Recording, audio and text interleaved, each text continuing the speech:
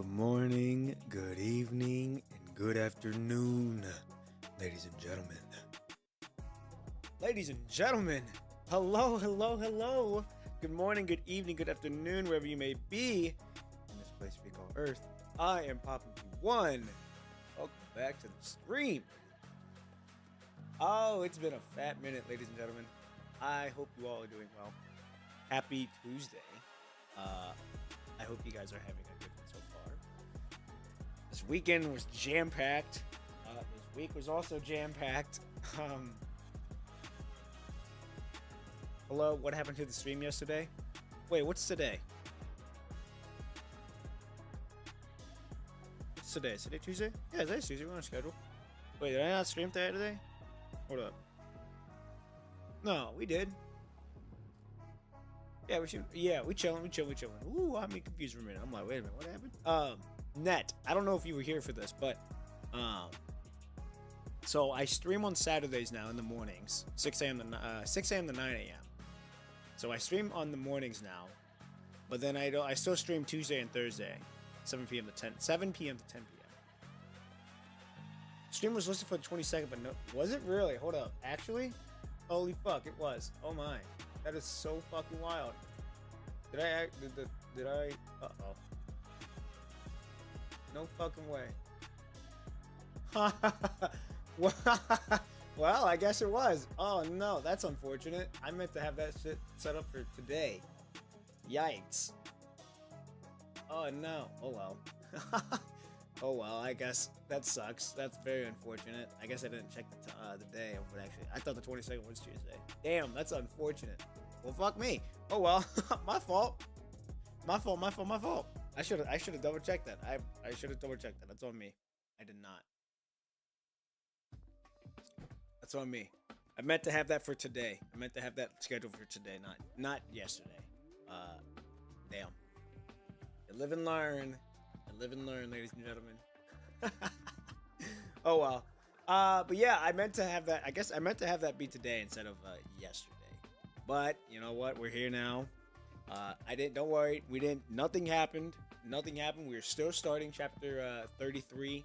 We are still starting chapter 33, so do not worry. Nothing happened. Nothing changed. We're on schedule still. Very unfortunate again that I had that sketch for yesterday when it meant to be for today. I'll have to be more vigilant next time. But anyhow, back to what I was saying. Been a very hectic weekend. I spent all day Sunday. I started working on that short film. That you guys, if you guys haven't seen it, I'd check it out. Very first video, recent video. I started working on that short film. I want to say, maybe I think it was in the morning on Sunday. It was like 7 o'clock in the morning. I didn't get done until I made that announcement, I believe, when it got done. Let me see what time that was. Set to be done. We go to my channel. We're gonna go to post. It was a day ago. Please tell me the time. Please tell me the time it got posted. Damn it, it did not.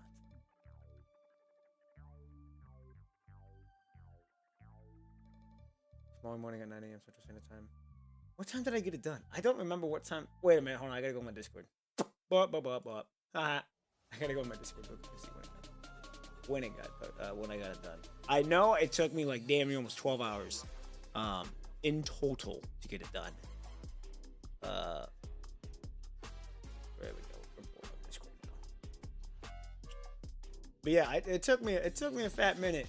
The longest thing that took me forever to get it was mastering the audio and mixing the audio, because that was probably one of the hardest ones for me. Mixing the audio I'm still getting used to, but that was probably one of my tougher ones because it was my first time actually using studio headphones. And for those of you who do not know, I got it done at 10:40, so it took me right around, so I got started at 7, 8 hours. What is that? 7 to 10? So that's past 12 hours. 15 hours, I believe. Yes, 15 hours it took me for me to get that short film done. 15 hours for me to get that short film done. That was with everything that I need to get done with it. The mastering the audio is something I'm still learning, but I believe I am getting better at it. Always learning to be better, always learning to get better. But I use studio headphones. Sorry, studio headphones are very different from what these headphones are. So these headphones right here are more towards like gaming because they're more bass boosted. So you get to hear more of the thuds a lot more. Studio headphones are not like that because they're flat. Gives you a better reading on what you're hearing. So highs, mid, and lows on everything was a lot clearer and a lot crispier for me to get. So I had a lot of fun learning how to use those studio headphones for the first time, and it was a very fun experience. My ears were able to listen to everything clearly. I didn't get ear fatigue like I do with these sometimes when I was editing beforehand. So overall, really good experience with those. I actually have studio monitors coming in. Now, studio monitors are like them big boy speakers that you would see on when you look at a studio, when you go look at like a music production studio and you look at pictures and you see like those two big old fucking boxes right there. Yeah, those are studio monitors. I got those. I got one coming in tomorrow actually. And I'm going to try to get the other one this week as well. But I got one coming in today. I'm going to test them out. They're fucking like they're almost as big as this fucking PC. So they're going to be fucking huge. Because I think they're like 17 inches. And I believe this is right at there. No, it might be bigger. We're starting from there. Yeah, they're like, it's going to be as big as my fucking monitor. Or as my PC, sorry. So these fucking things are going to be huge.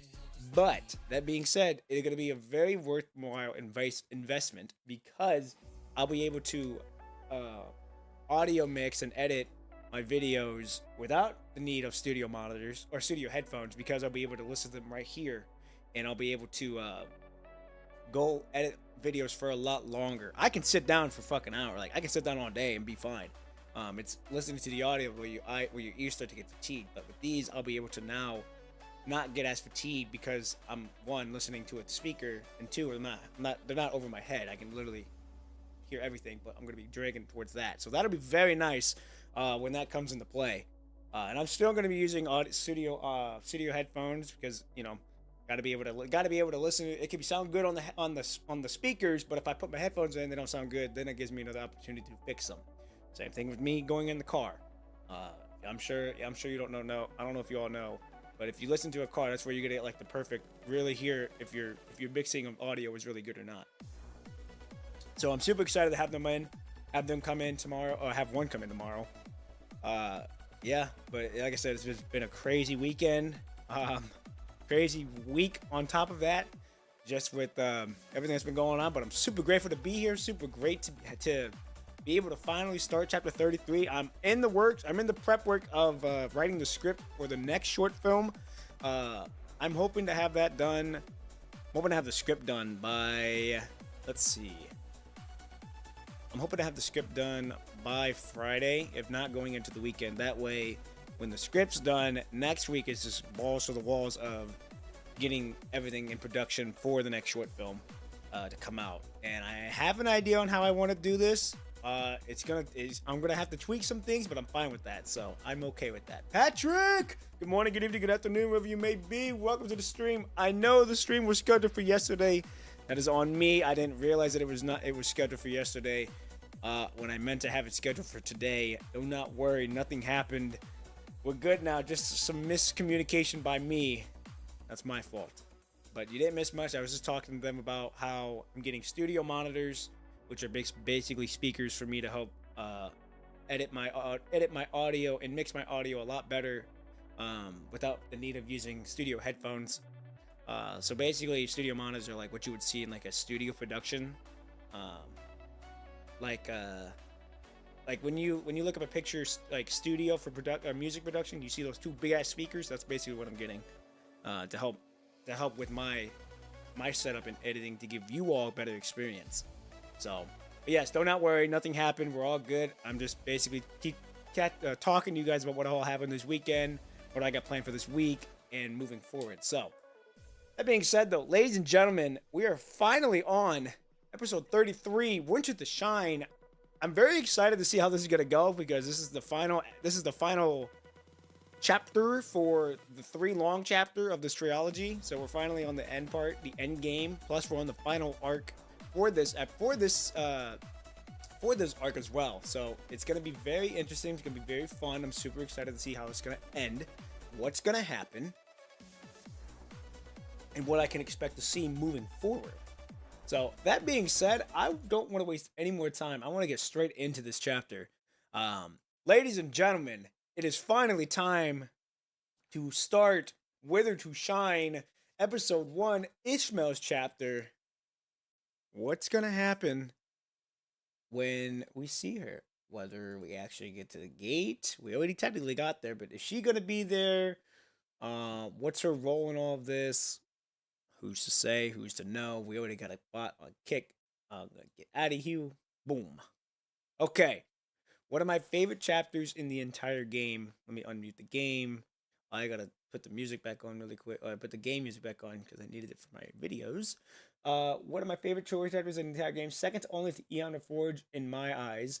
Tons of super important lore review here. Hope you enjoy. Okay, I got you. Perfect.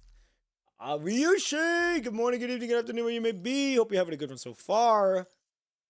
I hope you enjoyed the short films as well, ladies and gentlemen. Enjoy the chapter. I'm hoping to enjoy it. It's going to be a really fun one.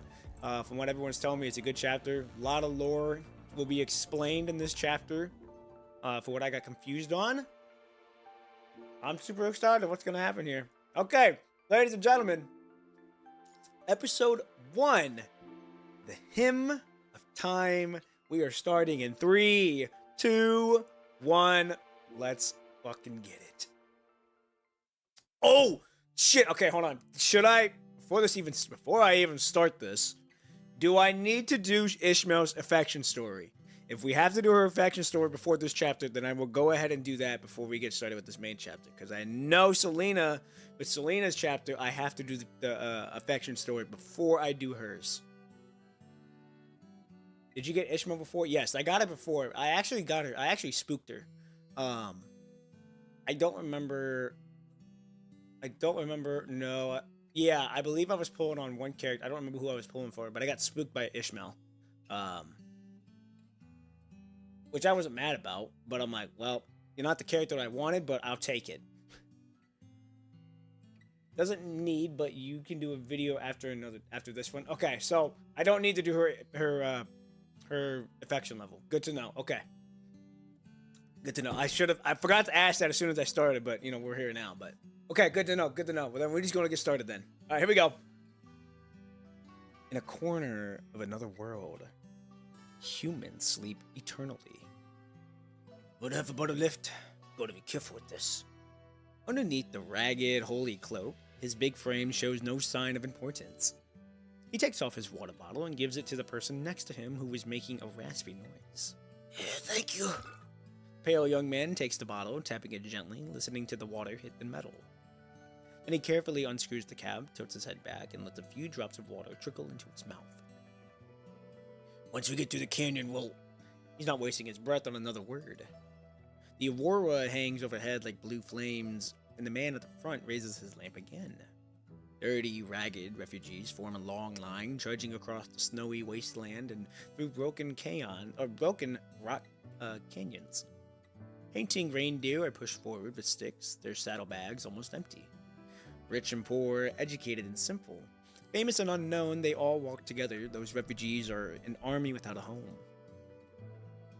They've left behind their grapes, olives, and figs, their useless tech, and their altars, fireplace, and graves. This land was once theirs, but their homeland has been completely destroyed. They refuse to board the spaceships, wanting only to stay here. What's that sound? Broken walls stand crooked at the canyon's end like a statue pointing to the sky. The Warren Echo's wall stretches the sound from their destination into long, echoing sounds. Oh my goodness. Yo, we started out crazy. The music cuts through the cold wind. It's slightly off key, making it seem like a dream.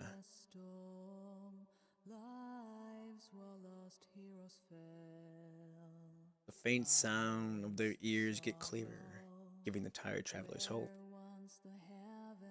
The refugees finish their long journey, heading toward the camp. Yo! Is that Ishmo singing? The minstrel's fingers dance on the strings, humming a story. Around the fire, people remember the past carried by the music. A woman with pink hair sinks among the others, listening quietly to the song. Never mind, that's not her singing. Oh, dude, the sound effects go crazy. Though surrounded by grief, there was a place where joy once regened. Mountains stood tall and rivers were rushing there. A pure land defended by brave people. Argania? Oh, it's Barn!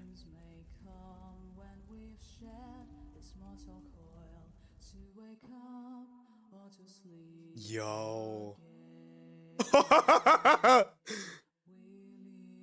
the fucking dude, the harmony. The first fusion reactor, the first permanent moon base, and the promise of reason and prosperity.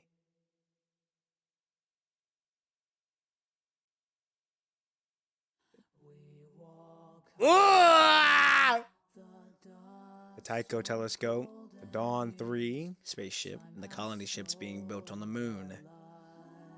People go back to the universe they dream of, feeling the same sunlight as their ancestors.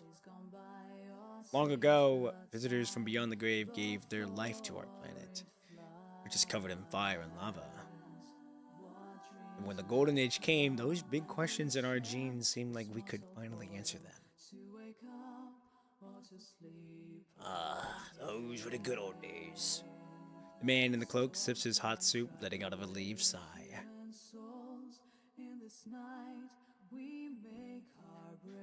The campfire's bright flames reflect his cloudy eyes, showing the world as it used to be. That was a lifetime ago. The young man seems to agree, but what he's mumbling sounds more like he's lost in mind. After all, only the very old here actually lived in the world that song describes. Ah, it's just getting good, but that's alright. An old woman warms herself by the fire, dozing, not hearing them. The singer finishes the song and is quiet for a moment. Oh, wait, that's a girl? I thought that was a dude. Ah! Oh, well. My teacher taught me these lyrics. The limits of language are the limits of the world. Humans made miracles and then spread legends through time and space with their voices and ears. Human songs go beyond the disaster, heard all over the world. When will this ever end? He frowned, sighing heavily in resignation. Is this ever going to stop? The young man stares blankly into the fire. He's barely had any peaceful time his whole life, always moving, chased by the red tide and moving again. He's never stayed in one place for more than a year. The sad songs arouses bitterness deep in their hearts. For a moment, only painful sighs and desperate silence fill the air. The strings make a jarring noise, cutting off the sad tune. The singer pauses, digging through her memories for hope. Actually, this song, my teacher taught me another verse once. She soft plucks the strings and a nude begins to rise.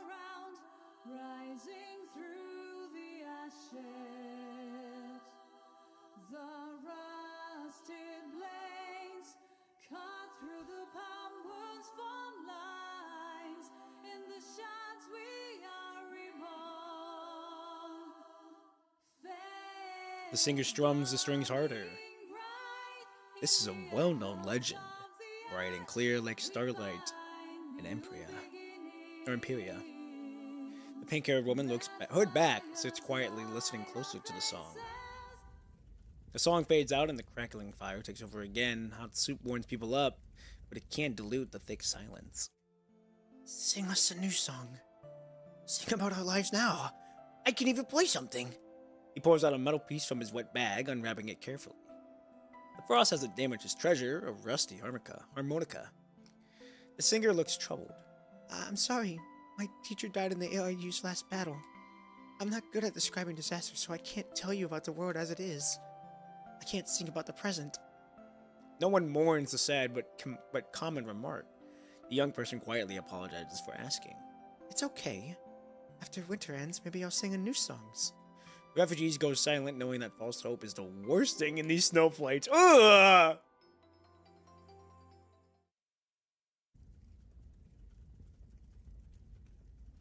She fiddles with a die in her hand in complete silence. The gravedigger flips through the pages where knowledge, reason, desire, and chaos are frozen in the printed words.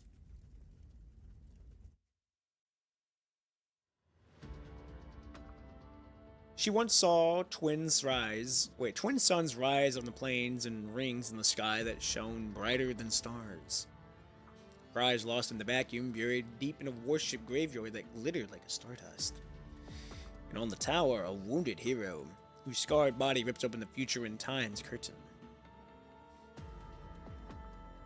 Time is neither kind nor malicious. Ooh, okay. It's just fair. And she has already made her choice.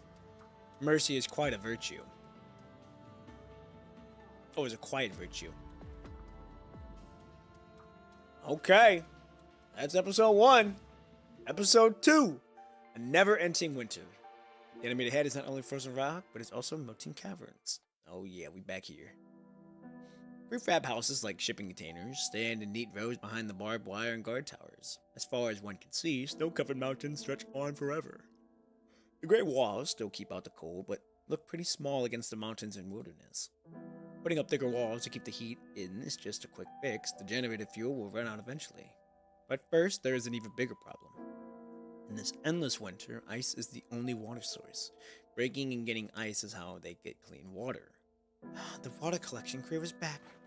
Before you can focus again, an armed water collection team has already returned to the camp as promised. Hook the pipe up here. The leader puts his rifle under his coat, giving quick orders to the others. A young man turns on the pump and connects the worn hose to the water tank. Any problems? Same old small stuff needs filtering out. The middle-aged man breathes his hand on his hands, rubs his fingers, and opens the report. The ice motor's acting up. We'll send it for repairs later. Also, part of the river's melting, so it's risky to walk on. It's causing problems with the digging. The river's melting? Vanessa frowns, thinking. The outside temperature hasn't gone up, so this shouldn't be happening. The mutated red tide's messing with the ice? It's probably not the red tide. If it was, we'd see something weird in the ice with our own eyes. He nods to the young man who pulls a metal tube from his bag. We took the temperature out of the melted water and collected some samples. This warm water is 5.8 degrees warmer than the freezing point. Considering the rate of the heat loss, there's probably a hot spring upstream. Oh, okay. His breath turns into tiny ice crystals in the air and disappears as he stops talking. Same as always. Send the samples to the lab. She stares blankly at the far-off mountains covered in pine trees where the river starts. If the mutated red tide really starts messing with the water, you can use the stored ice for a bit, but once the contaminated water gets into the system, humans might never find clean water in this area again. Keep using the meltdown water until we know what's in those samples. Thanks for your hard work, everyone. Go get some rest and get ready for lunch. The pump's quiet now and the ice melter's empty. Clean water's filled that huge tank like an oil grain silo to the brim. That water tank is the only thing keeping this camp alive. The young man drags those hoses back to the vehicle, but the team leader still won't move. Up and pee. Miss Vanessa. The middle-aged man took off his gloves at some point, his rough fingers nervously rubbing the rifle stock. Can't we at least check out that possible hot spring? He anxiously cranes his neck forward, trying to read Vanessa's face. If it really was a hot spring, we wouldn't have to melt ice anymore. Collecting water would be way easier. No. That mountain's too far out of our patrols. We can't take that risk. But last month, Miss Jonas' little girl, she died because she didn't have enough water. Sadness fills the middle-aged man's eyes, his eyebrows covered in frost. No. Vanessa turns away, annoyed. No one's explored that mountain. No one knows if it's got the mutated red tide or some monster in it. Risk losing a whole team for a possible water source? But... He cracks his knuckles, wanting to argue but not knowing what to say. I just wanted to. Don't even think about it. Now go. Go back and rest and eat. She says coldly, shutting him down. Let's wait for the test results before we talk about it. If the tests show the river's melting isn't from the mutated red tide, and if there really is a hot spring, it could actually help us. I understand. Thank you. The man's shoulders slump in defeat. He nods to you and gets on the transport vehicle with heavy, weary steps. Watching the team head to rest, Vanessa impatiently checks the water tanks. The water collection team leader. If I remember correctly, It's Joe. Joe Williams. After a moment, she adds, Mrs. Jones' youngest daughter, Lieta, is his kid. Who? Who?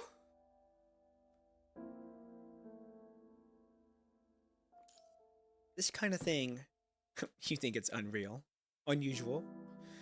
She smirks coldly while recording the water storage. After checking the punishing virus level around the tanks, Vanessa puts away her logbook and heads to the outpost. God damn, cannot speak. Back inside, the frost on your eyelashes and face melts right away. A sharp pain hits the back of your head, but quickly warm up. if that place really is a hot spring, maybe you could help us with our water problem, at least for a while. It would only be a short-term fix.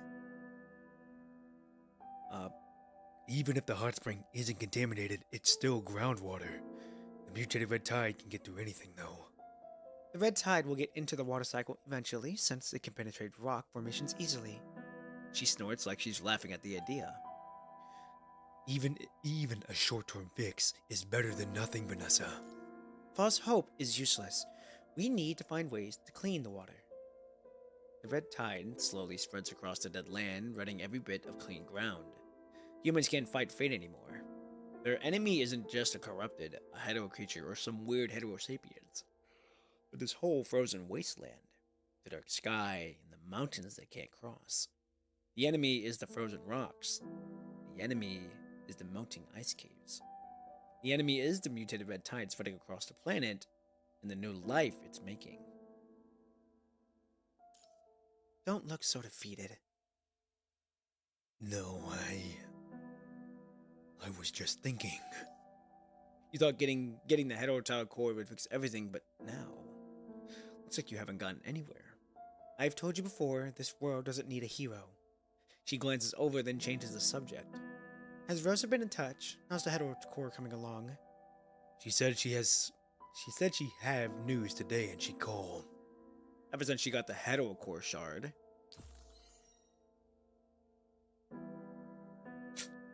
Rosa's been locked in the lab trying to make the filter better to fight the evolving red tide.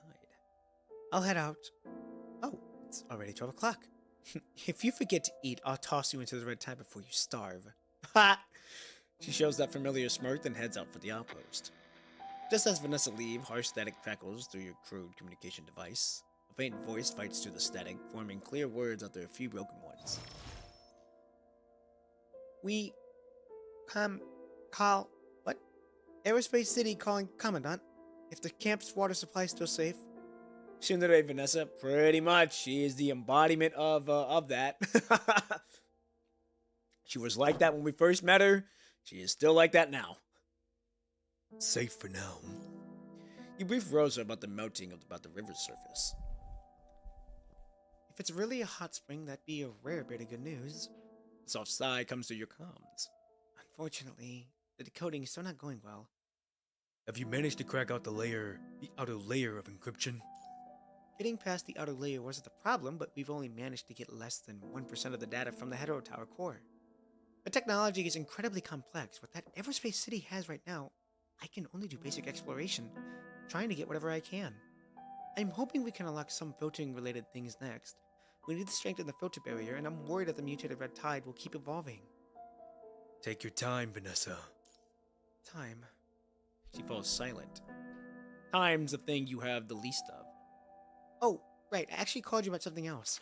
She perks up and you hear the sound of pages turning. I put together a list of materials we might need to strengthen the filter barrier. The red items are actually crucial. The rest of the things I might think we need based on what I've learned from the hetero core shard. If you find any of these while gathering supplies, help me collect them. Of course. I'll tell Vanessa too. Thank you. If that's all, I'll get back to the lab. Wait, Rosa.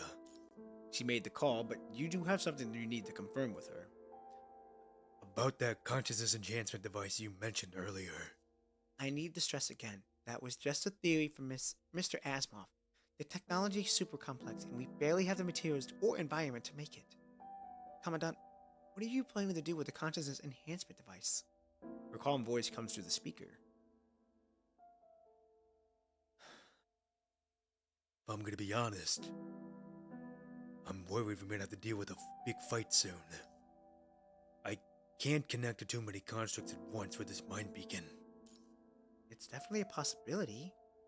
No one knows what kind of monsters the mutated Rhytide might throw at you. Let's call it a backup plan then.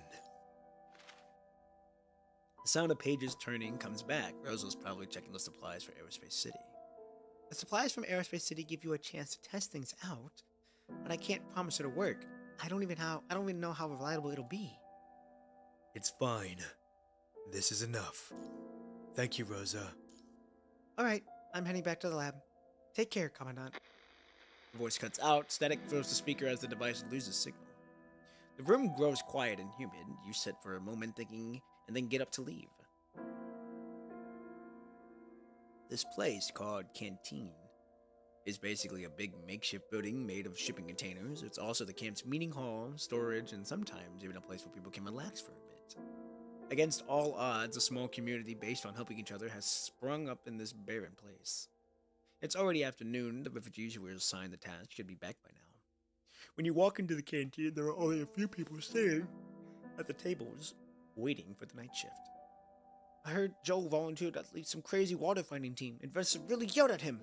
It's all because Mr. Jones. Oh, jeez. Everyone wants to live, right? Yeah, Lieta. She's the youngest here, isn't she? She's only 18. The young men discussion brings a brief silence to the table. All right, let's change the subject. Still, Vanessa really put Joe in his place with just a couple of words. He fiddles with a small package, looking excited.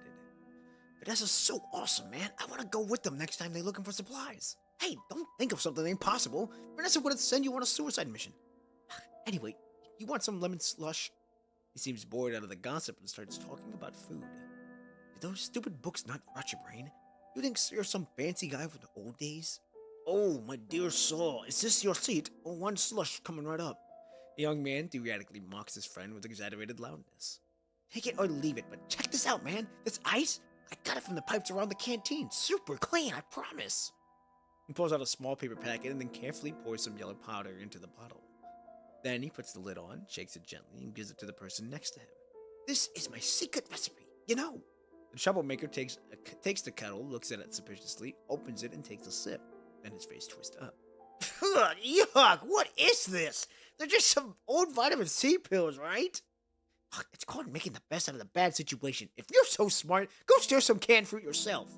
He whispers, but someone cuts him off. Are you crazy? Do you have a death wish, man? Vanessa will kick your ass if you steal anything. Besides, the last Kit Kat of the fruit went to Lieta. It didn't save her.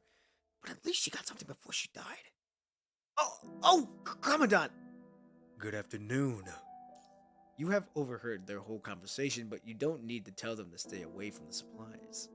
Vanessa's strict rules have worked pretty well, and anyway, there's hardly anything worth stealing in this tiny camp. Except for their food rations, the refugees only have weapons and some small things they cherish too much to give up.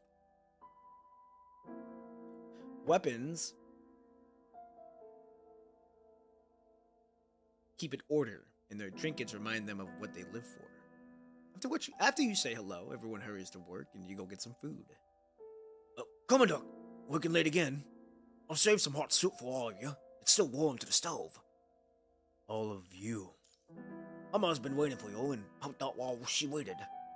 Here, Commandant. It's Emma! Emma comes out of the kitchen with some food. What do you need from me, Emma? We need to switch out the patrol teams. The medic from Anaveras? I think that's it. Anavi? Anava? No, Aniva. Aniva? I don't know how the fuck you say that. It's either Aniva or Aniva. I'm gonna say Anivas. Anivas. We're gonna go with that. Aniva's team is hurt and needs rest. We're thinking of pulling medic from issue team to fill in. The issue medic's already done with 2 shifts in a row. Guess we'll have to get some of the reserve medics. Emma writes in her notebook while you eat some dry rations and water-thin soup to ease my cramp. To ease my? To ease your? Oh, there's something else. After we figure out the patrol teams, Emma... What is this writing? After we figure out the patrol team ever moves on. I guess that's me talking? I guess. After we figure out the patrol teams ever moves on. The river water samples are in, and we've got the results. Bad news, or is it contaminated? Emma looks worried. Whatever she's about to say is definitely bad. We didn't find any clear signs of the red tide, but the water's definitely contaminated in a weird way. I think... Those are hetero creatures near the water source. Or the mutated red tides already spread to those pine forests. Either way, it means Great Tombstone Settlement water's gone. That's the real problem. We'll have to move north, and fast. Rosa says the punishing barriers doesn't do well in really cold places. Everspace City started putting up new filters, and people from the Great Tombstone and the other camps are moving there in groups. But if there really is a problem with the water source, they'll have to move faster. Got it. I'll tell Vanessa. While you talk, people start gathering at the tables. Soon, the scattering in a few canteen are all congregated in one place. We have to move again? The young man's face shows a practice fear. Right. But we'll keep everyone safe. How can this be happening? We just got here! What are you waiting for, man? Go pack your stuff! Even if we don't have too much, we still need to sort through it. People start talking all at once until Emma calms them down, and they all head off.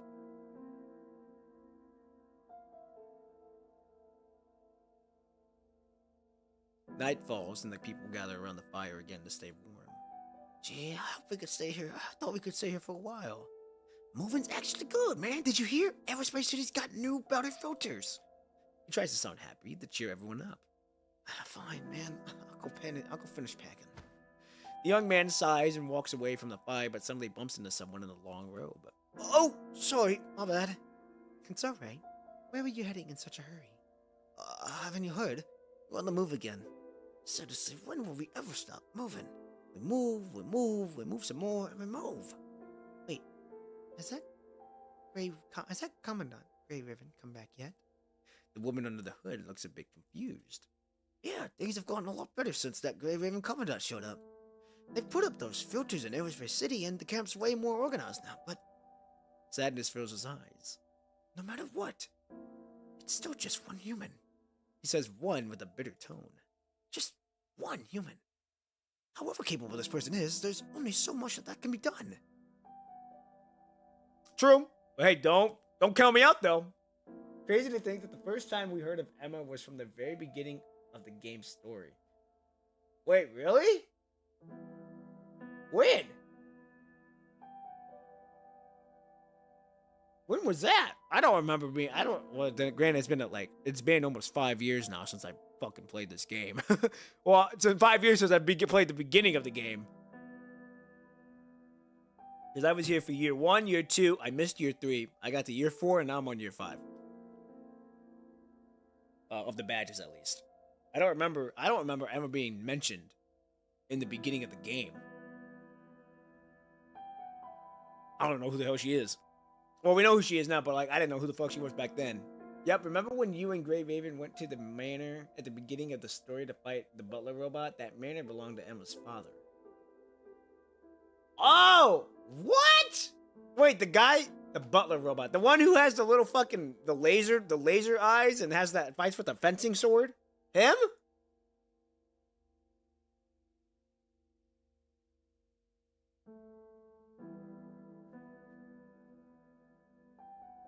Yup, that's crazy. What? No way. What?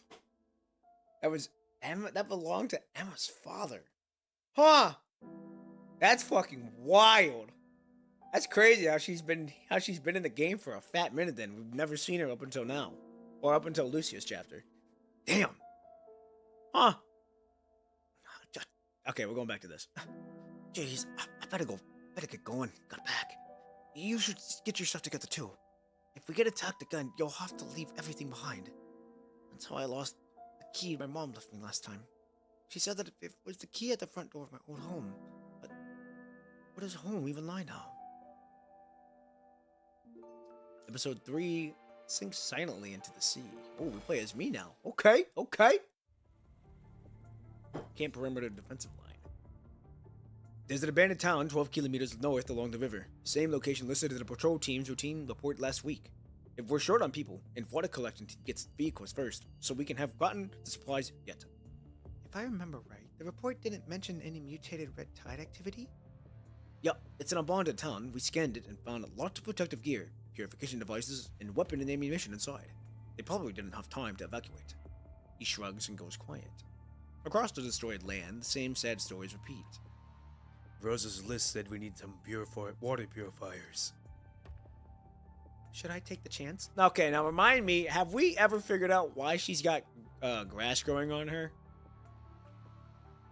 Did they explain that, or will that get explained? Or will it ever get explained? Yeah, take the chance. Since you're on patrol, you now have time to venture deeper into the ruined city and search for the materials Rosa mentioned that are in short supply at Aerospace City. Probably just a cosmetic thing? Okay. I was like, she looking like Poison Ivy, but she ain't. With the light reconnaissance vehicle, you cover 10 kilometers across the flat land easily. At 20 minutes from the camp, you see buildings in the distance. Not bad. Punishing virus is still low here. We should be able to find something useful. The vehicle treads crunch over gravel and ice, sending a crackling sound and vibrations from beneath the driver's seat straight into your ears. The town's image from your eyes turn into more details. No, that's not a building. The buildings in the distance suddenly look like hazy gray clouds, and the horizon below them wavers. What's happening? The ground underneath the town curves upward like someone's playing with a sandcastle. The dark red flood pours into the sky, swallowing the gray mass before joining the chaotic horizon. Shit! Danger! Take cover! Ooh, very nice sound effect or visual effects. Okay, Commandant. You try to speak, but the despair urge to speak drowns in the airless depths of your throat. Like a nightmare, you can't even make a sound. Emma, run! Everyone! Your mouth opens wide and your cheeks hurt from trying to speak, but it's all in vain. The brown and white land is gone under the sky, and nothing can stop the wave. But under your feet are rocky reefs, strangely shaped algae and coral going through the cracks, like they're hungry for nourishment. Then something grabs your legs. Is this the bottom of the sea? Bottom of the ocean? Wait. This feeling. A chill runs down your back as old fears start to resurface. You're dreaming. It seems. It seems you've seen this scene before. Oh boy.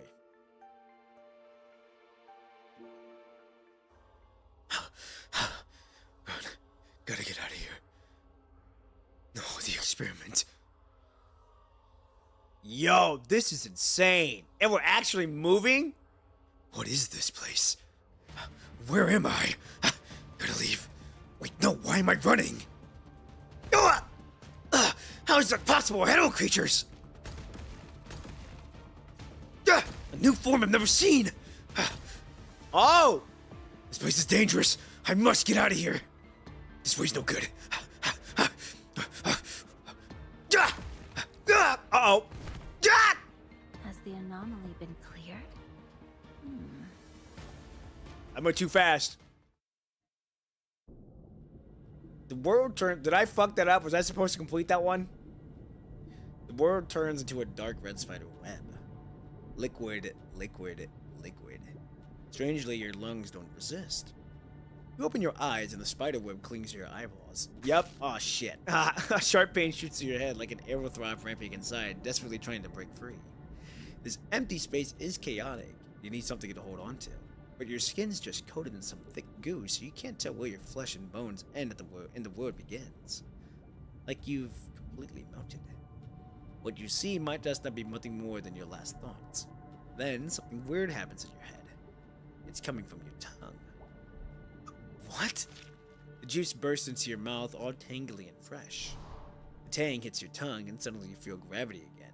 Your drifting thoughts come crashing back down to support beneath you. But don't worry, you didn't miss anything important. Okay, so it's just like basically like speed running, making sure I escape, but I still get hit or something. Is this the medical room? Hey. Vanessa pulls the dripping fruit away from your lips, then flicks her military knife in the air. I thought I'd have to bury you. Too bad. Ah, this is from Cradle Parade. No. This is from City 74 or 75. I can't remember which one it was, but this is I think this is Surviving Lucio. Oh, my head's killing me. You try to force your eyes open to get rid of the web, but it still stings like tiny needles digging into your skin. Of course your head hurts. No, this is not that. Never mind. Whoa, hold on. Okay, hold on. We're present moment here. We're present moment. Never mind. We're present moment. Passing out miles from the destination location and base planting in a snowdrift, even if there was a sudden mutated red tide attack. But after all this time, you still faint around mutated red tide. Vanessa's knife moves smoothly as she peels another fruit, making the perfect spiral of skin. It was a rare polar apple. Open your mouth. A slice of fruit on the dagger is held to your lips. The tang hits your mouth again, but the cold fruit wakes you up for a bit. Feeling better? A bit better. Just tell me what's going on. I saw the bottom of the ocean. The tide surged with ferocious hunger. The touch of death presses against your skin with surreal intensity. Scenes from the dream in the depths you sunk into during unconsciousness. Fragments of half-real memories swirl and shift your mind, refusing to settle. The bottom of the sea? She starts peeling the fruit, looking confused. Do you remember that time with Lamia? You mean that ascendant? You both remember the same thing. Torrential rain and waves crash against the coastal rocks, enveloping the fully armed squad in a thick blanket of mist. Yup, I remember that. I thought that was that scene. Red laser dots focus on the target, but the glowing object in their arms makes everyone hesitate to pull the trigger. Hey, Raven Commandant, do you remember that number? You told me another version of you. That person said I was the one left behind. The one at the bottom of the ocean. Raven Commandant. Then, in a place where sunlight cannot reach beside the mermaid, death comes. If it was back then... Before she finishes, urgent knocking tears through the heavy atmosphere. Oh, it's Discord! Yo! Whoa, we haven't seen her in a fat minute. Ha! She's been mentioned, but we haven't seen her. Commandant, the red tide's moving a new way. Ah, fuck. Part of me wants to get that again, but I'm not going to. I don't have time. We gotta keep going. Episode 4, Cradle's Song. Ooh, okay. Oh, after this episode, I gotta get a water. People are gathered around the camp. Oh my god. Gathered around the camp, relaxing after work. A middle-aged man stands by the vehicle, counting supplies and writing them down. Have you finished counting everything? Yet? What are you doing? If you want to eat, just eat. The young man squats on the ground, holding a few fruits and turning them over. He licks his lips and puts them back. No thanks. I'll wait for the rations. We found these fruits, so we deserve a little something. Take one, and I won't count it in. He crouches down, grabs the young man's arm, and puts the fruit back in his hands. Things are way better now. At least we have a comp and don't need to wander anymore. Go ahead and eat. Don't be shy, winter's almost over. But I still feel like... Stop worrying, he's right. Don't be shy. A cold voice comes from behind, startling the two. They turn around, only to find 3 people appear out of nowhere.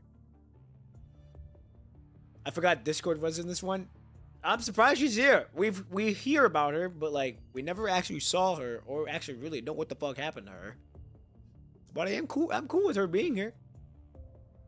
Lady Vanessa. Lady Vanessa. I'm borrowing the vehicle. Tell the logistics guy later. With that, they get in the vehicle. The engine roars and the vehicle shakes. Before they know it, something dark files from the window at the young man. Eat well, sleep well, and do your job. Don't be pernicious, and don't act like someone who worries about unnecessary things. No need to worry about something you shouldn't. Okay. Thank you, Lady Vanessa. The young man catches what Vanessa throws. By the time he looks up to thank her, the vehicle's gone, leaving only dust. Did we go with her, or did she just go? Outside the camp, the buffer zone's edge, the red tide, which should be far away, is surging and circling and undulating mountain ridges. The ground shakes and the trees sway. Little birds loose its footing and falls into the red tide. Poor thing. Something lifts the bird and puts it in the pink-haired woman's hand. Things changed too fast. You weren't ready either, were you? Ha! Ishmo gently tends to the bird's wings, but her eyes drift to something nearby. A white-haired girl, eyes closed, flickers in and out of the view of the red tide. Ah! Swirling snowflakes pass through the girl's body as if it were nothing but a shell. Chaos's legs, submerged in the red tide, are gradually disappearing. Looks like this nice doll is about to vanish into the gray and red world. How pathetic. Finally getting a chance to come back, but something's getting in the way, huh? As appearing something, Ishmo turns around and the bird in her hands takes the chance to free itself and fly into the snow. So it started. She extends her slender fingertips into the void, and a book quietly materializes, its pages turning slowly. In the book's projection, an off-road vehicle is parked by an outpost. I hope you bring more possibilities to the story. Okay. Don't know what you mean by that, but alright. When they arrive, Discord takes them to the Watchtower's duty room, turning the equipment and explaining her report. How's the red tide looking? When I left, Marker 6 was gone, and the tide was about a kilometer from Marker 5. The duty room's only screen, patchwork parts of various models slowly light up, showing that the most of the grid-divided surveillance feeds are down. The working feeds show that a creepy scene, snowflakes melting into the tide, turning into a horrifying red expanse. Seeing your stunned faces, Discord quickly corrects herself. Now, it's about a kilometer from Marker 4 now. It's moving that fast? Can't say. We're such thin and many markers are all we can handle. Also, for some reason, the filters aren't protecting us from the hetero creatures anymore. They're even attacking the filters that they use to avoid at all cost. The only good news is that the central purification filter core from Marker 3 is back. The small room feels tense. Vanessa makes a quick decision. Discord, take Pop and Pete back to the camp. Tell Rosa what's happening and get them ready to move. Yes, madam. What about you? Something's causing the red tide to surge. I need samples. We won't be safe anywhere if we don't know what's going on. Vanessa explained while shutting down and taking apart the equipment. Take this too. We're running low on supplies. Okay. Discord leaves, carrying a monitor and tangled cables in her arms. Was I unclear? It just doesn't make sense to me, Vanessa. Everyone needs to do their job. I'm stronger than Discord here, so I'll take the risk. Have you already forgotten what I said? Stop worrying. This isn't your business. The red tide's surging. It's definitely stronger. Can your mind shield keep us completely safe? Yeah, the rest isn't my problem, you're right. But keeping your mind stable isn't your problem either. With that, you start a mind link with the construct in front of you. In this operation, I'm the commandant. Got it? Vanessa wants to say something but halts. Eventually, she taps her earpiece. Soon, engine sound comes from under the watchtower. Happy now, Commandant? Come on. Let's move out, Vanessa. Yo!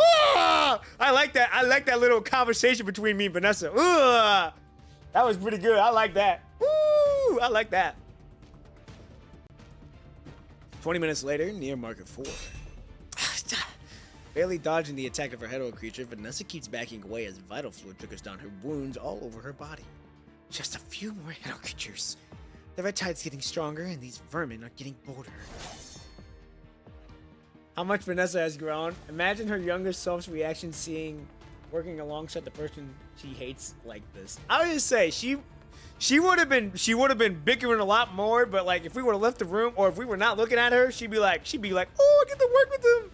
But like now it's like she don't give a fuck. Granted, I think she still cares, but it's sort of like It's more of like I think she wants to protect us, but she ain't afraid to have that sharp tongue come out on us either. But you also have to remember that I don't back down from shit, and I ain't gonna take that disrespect either. All right, I'm the commandant in this mission. Your mind is gonna get fucked up. I'm gonna make sure you good. So we moving out.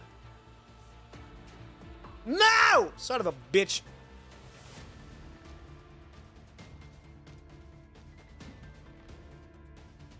There we go. Vanessa winces in pain as she raises her knife to block the head of a creature attacking from the side. So she's just got a knife. The air's so thick with the punishing virus, it's practically dripping. If this keeps up. Uh-oh. Vanessa! Shut it! The head of creature's form multiple into overlapping after images in her visual model, with one image after another relentlessly rushing toward her. Vanessa, get back! Ah, shit!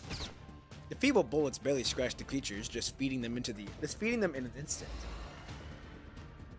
A piercing scream suddenly heads your way. Get back! Vanessa wipes the blood from her visual model, firing as she blocks the creature's claws behind her. Uh-oh. We're getting into the danger zone, ladies and gentlemen. The monster opens its bloody jaws. Deep mind connection established, maximizing mind beacon output power. Get away from me! The blood mist in her mind clears and she quickly slashes the creature. After killing several, the rest retreat into the red tide. Phew. Finally got them. Hey, if I knew the deep mind connection helped this much, why didn't we use it sooner? She turns to complain, then her eyes widen. You have passed out behind her, slumping down behind the rocks. Your mind goes fuzzy as something cold injects into your body. You're awake? Vanessa puts away the syringe. Yeah. You better not die, or this undiluted rare serum will be wasted.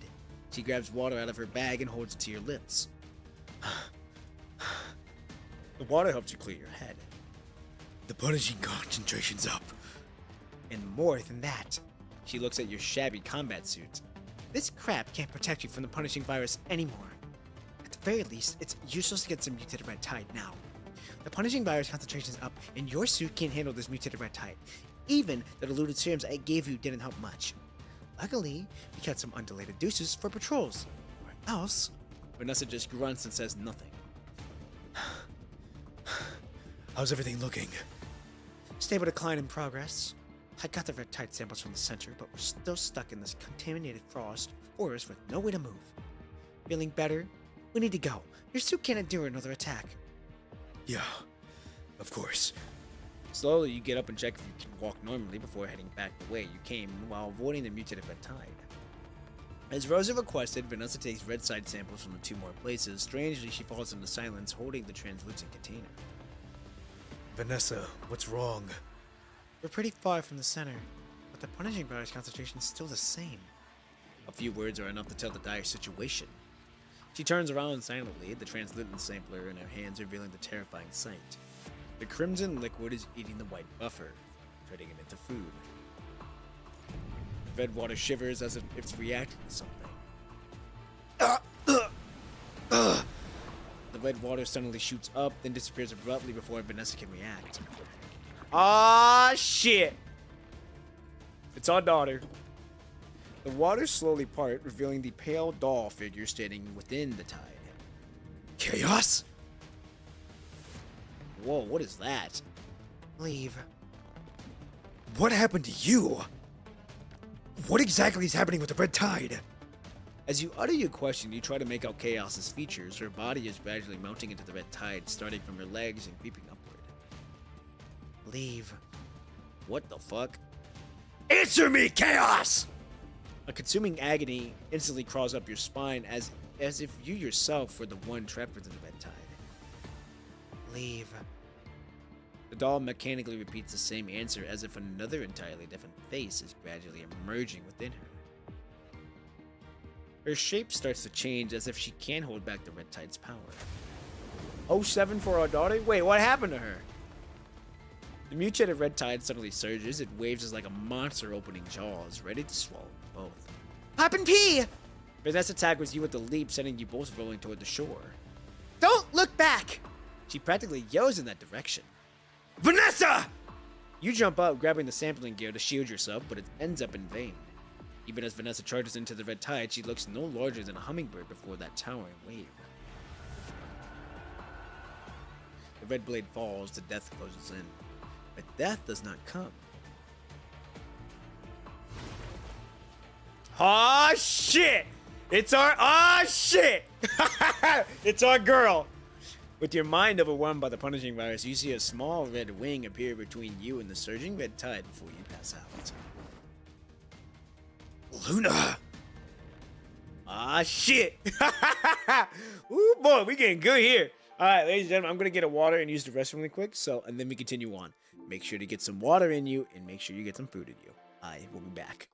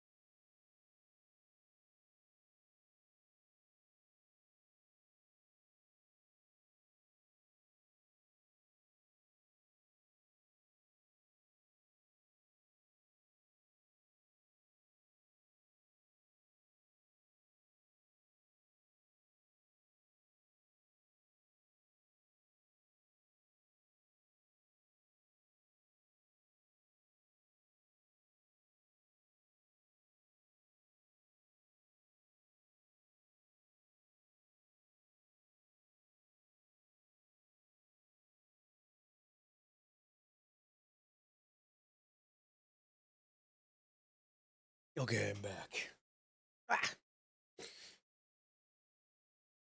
Ah.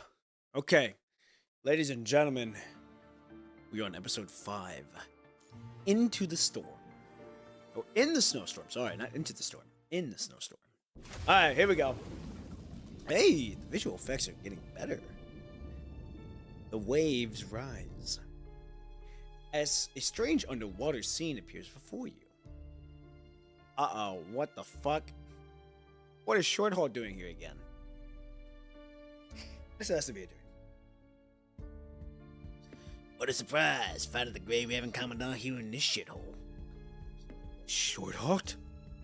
Since we seem to be in this together, I've got a favor to ask. Say it. Connect my mind. I've been wandering around here for so long. My mind is turning into mush. We've come this far. Things have gone beyond far little's expectations. Whatever's next is anyone's guess. How did this happen?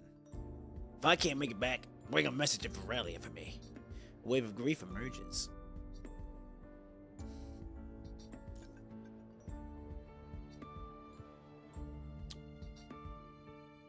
Tell her to delete all my embarrassing videos. No, actually, just say hello to her and watch even me. Whenever Short Heart shows up, you know shit's about to go down. True. But this is like from us being in the Cradle Parade. Why are we getting these memories now? As if he didn't hear you, the man keeps talking to himself. Because we weren't physically there, so the fact that we're seeing this is very interesting. I've seen enough of your face. Don't bother looking at me. That's what I'll say. The scene changes, danger in the darkness closing in fast. Commandant, get behind me! In that instant, body and soul are ripped apart. Did I save him this time? Weird thought. The last time? Which time was that? There is no time to confirm the situation behind when the feeling of suffocation suddenly hits. He doesn't even have time to cry out or utter final words before his sturdy body shatters into fragments. Ocean waves, the damp, fishy smell.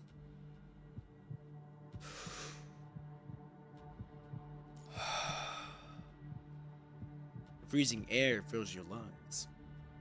It's pointless. Only one way to find out. But at what cost? Risk our lives for samples? Humanity can't hide forever. To survive, we have to face the red tide. Before that day comes, humans can't be completely clueless about their enemy. The blizzard drowns out the maiden's voice. No matter what, don't come here. Hearing a faint noise, the two conversing people simultaneously turn towards the source. Ah. Ooh, this is a bad matchup between Vanessa and Luna. Ooh, I can only imagine what was being said while I was asleep. You're alive. That's good. The white-haired agent floats up, her lifeless eyes looking down at you. She's angry. Oh boy. Well, an angry Luna is a scary Luna. Thanks for helping, Luna. What if I hadn't? Are you always this reckless, counting on someone to save you? I trust you, Luna. You shouldn't trust me so much. Well, I can't help that, and that's gonna stay as much as I trust because I care for you. Stay away from here. You should have noticed the mutated red tides going completely haywire. The cure for angry Luna is head pats for Luna. Very true, but she's gonna hit me if I try, especially since she's blind. Chaos, who controlled the red tide, is losing power and being eaten by it. Makes sense now. You saw her. Luna sounds certain, not surprised at your reaction at all. Yeah. She could barely talk anymore. She kept telling me to leave.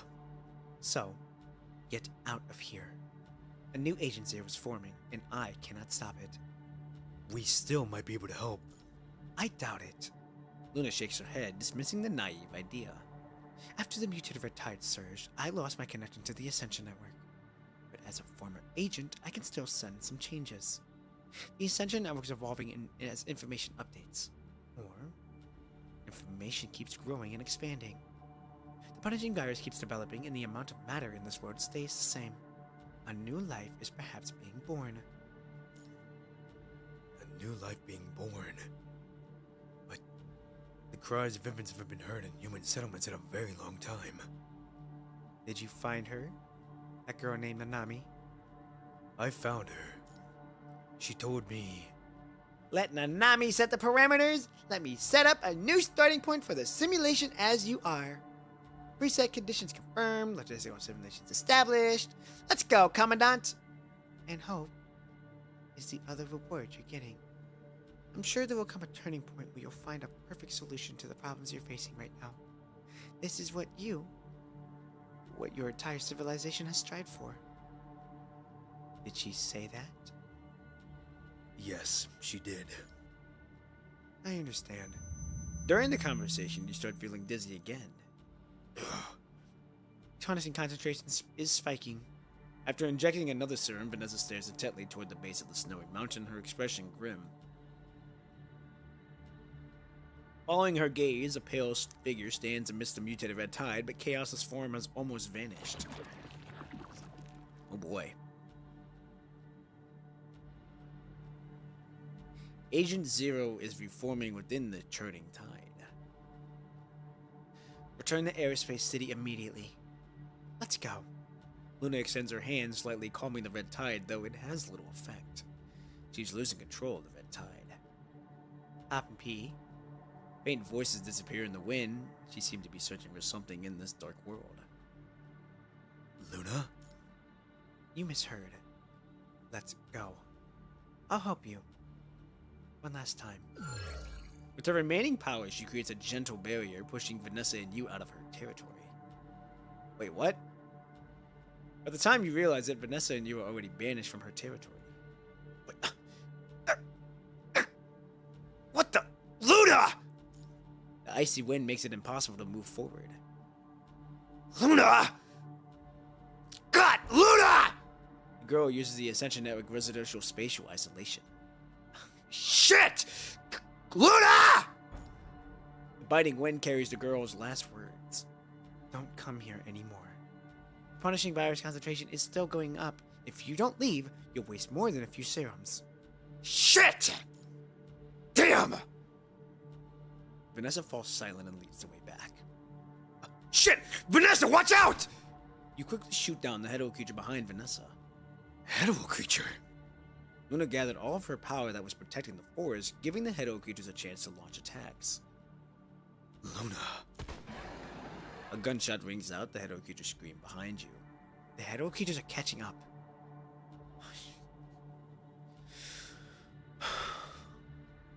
Let's go. After dealing with the Hetero creatures, you trudge through the snow.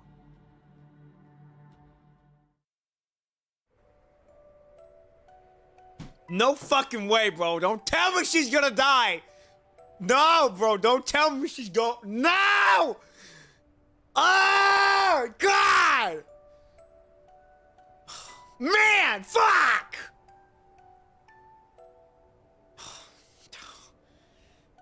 The blizzard batters her, trying to consume her. Once, she was that agent wielding unlimited power. She had a sister who she could depend on, a knight loyal to her, and a timid yet resilient mermaid.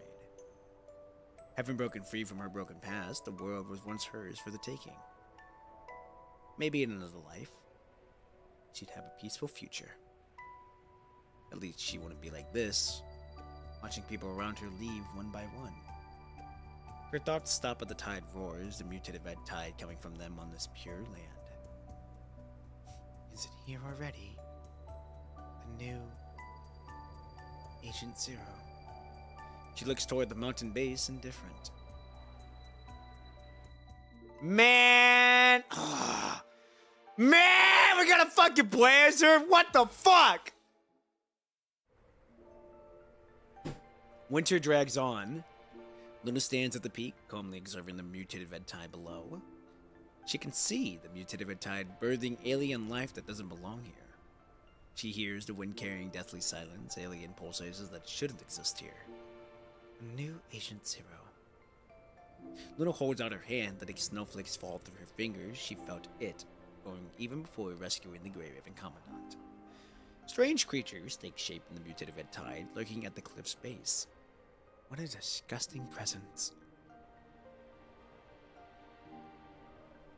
Chaos has almost disappeared, and the new Agent Zero silhouette is solidifying. Driven by basic instincts, so eager to steer my power. Looks like you are nothing special after all. Dim moonlight washes over the cliff. Ah! Her frame was reformed in the red tide, absorbing its punishing virus power and gaining a sliver of its control. But the new agent isn't bound by old rules. Luna is powerless against the mutated punishing virus. The new Agent Zero won't abandon Luna as a source of nourishment. It needs to master all powers to challenge the original will of the red tide. Chaos. Once the new agent consumes this area, Luna turns slightly to the side. Behind her, out of sight, the Grey Raven Commandant struggles through the snow. There will come a turning point. You'll find a perfect solution to the problems. She whispers, repeating the Mechanoid's girl's language. The Grey Raven Commandant told her. A turning point. It feels good to move again, Raven Commandant. She looks down at the newly formed surging mimicry. She's been alone for far too long, drifting toward the desolate frozen valley. I'll help you keep the Red Tide in check and buy humanity some time to retreat. In return, once my sister is ready to enter the Inverhedo Tower, I want you to share whatever intel she uncovers with me. Now, is she talking about Alpha?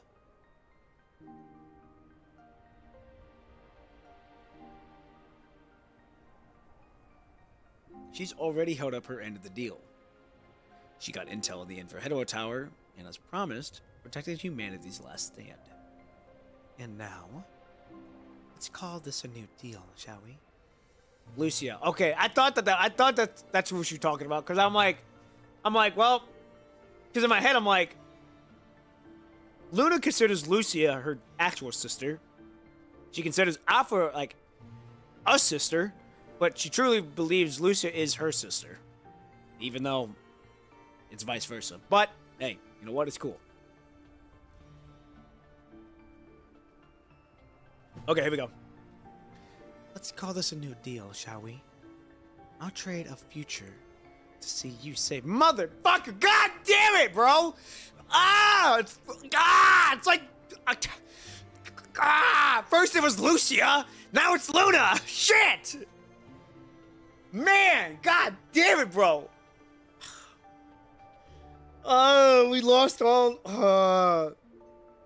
First it was Luna. First it was Lucia. Now it's the other sister. Fuck! Cold wind blows below the moonlight from the trees. Luna's voice is lost to the wind. If you really can find that singularity, as long as humanity survives, Earth might have a chance. After all, she was born and raised here. She doesn't want to see this planet taken over by aliens. She'll hold out as long as she can, keeping the Red Tide from overwhelming humanity. From now on, she must continue alone now. Good luck, Pop and Pete. God, motherfucker, God! Oh, man, shit! She jumps off the cliff. No fucking way! Oh, she's just going to go fight. Jesus, I'm like, no way! The PGR construct stands in the distant peak, watching the mutated Red Tide spreading like a flood. The pages in her hand flip without a breeze, while two dice spin and stop on two identical numbers.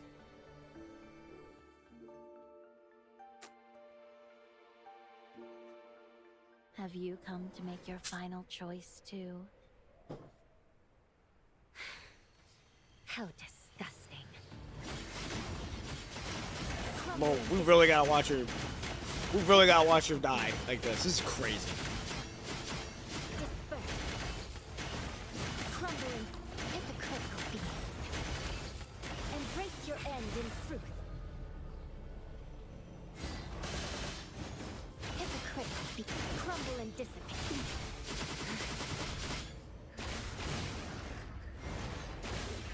Damn it. Wait a minute. Whoa, whoa, whoa. Wait.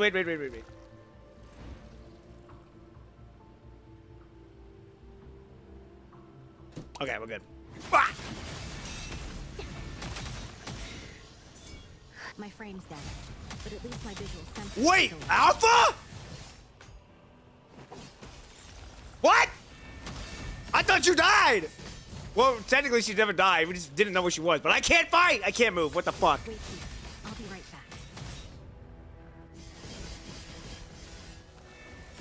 Preview Alpha's hallucination? Alpha.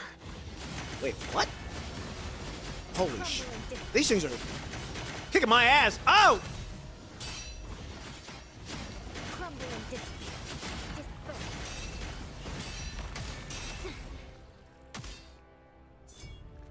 I'll definitely bring good news, Luna. Oh my, it's just her flashbacks. This isn't just the world you want to see. It's what I hope. No way, bro. No. No way. Preview Lamia's and Roland's hallucination.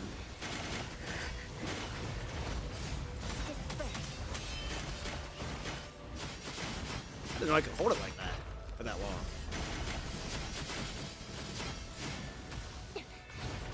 Noisy. No way, bro. Oh, now we just gotta keep fighting. We're just gonna take the hits.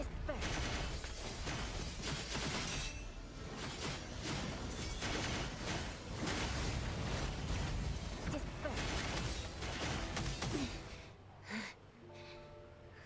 The snow. So cold. Oh, it's her skin. It's her skin.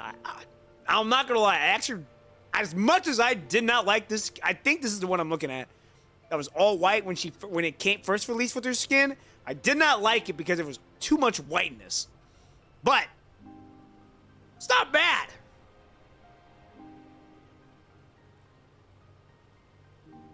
If this is the one I'm looking at or thinking of, You. Weren't you told to leave? Oh, are we here? Luna! Luna, I believe in you. Luna.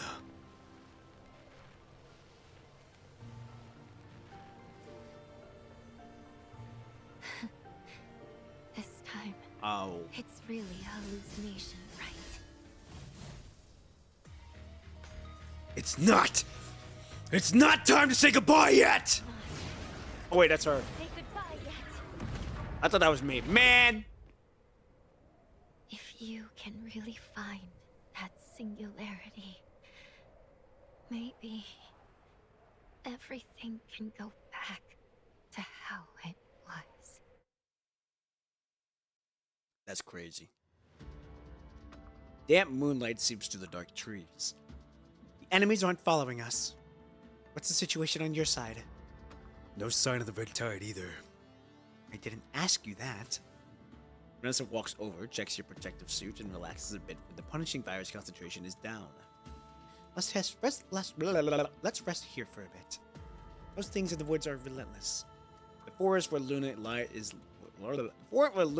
lies outside Everspace City is clean zone, so the enemies here are especially tough. On the way back, you were chased by hetero creatures and barely made it out of the forest. Just as you speak, a loud buzzing fills your mind connection.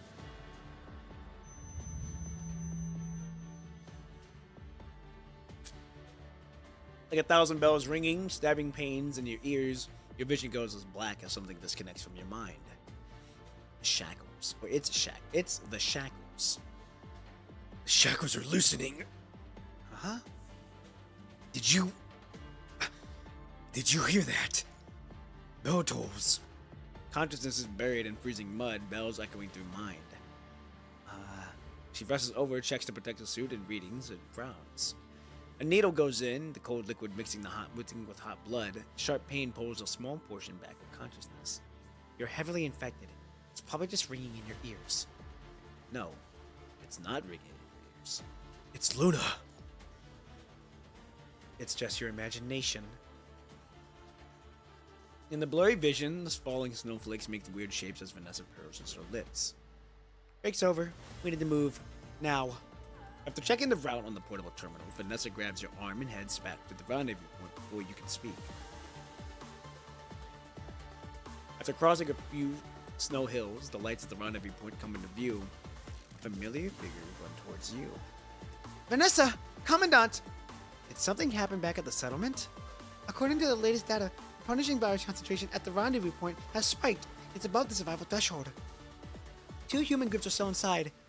They haven't been evacuated. Farewell, Luna. Wait, did she just die? Were the bells her death? Were the bells her death? Oh, shit. We need to evacuate now. We can't wait any longer. But the vehicles from Aerospace City haven't returned yet. Get the vehicle's coordinates, head in their directions. Pack up and leave on foot now. Understood. Patrol teams, help with the evacuation, now! Command is clear, prompting the remaining humans to move out. Leaving behind heavy gear, the residents grab essentials and rush out confused. With no time to explain, everyone heads towards Aerospace City with the patrol's help. Blaze Warrior! Oh, Zalgo! Hello! Good morning, good evening, afternoon, wherever you may be. Hope you're having a good one so far. Welcome back to the stream. Welcome back. So were the bells heard dying, or was that something else? The lights around the great tombstone are going out one by one. Standing at the edge of the camp, you stare at the forest for a little while. A faint buzzing lingering in your mind connection. Oh man. Suddenly the buzzing glitches. Emma pauses, looking toward the distant mountains and forest. What's going on? Then her device vibrates, pulling her attention back. Papa P, the punishing virus concentration's dropping. Are we done packing? Huh? I'm ready, but the punishing virus concentration. Let's go then. We're running out of time. Emma stops, interrupted again. Something clicks.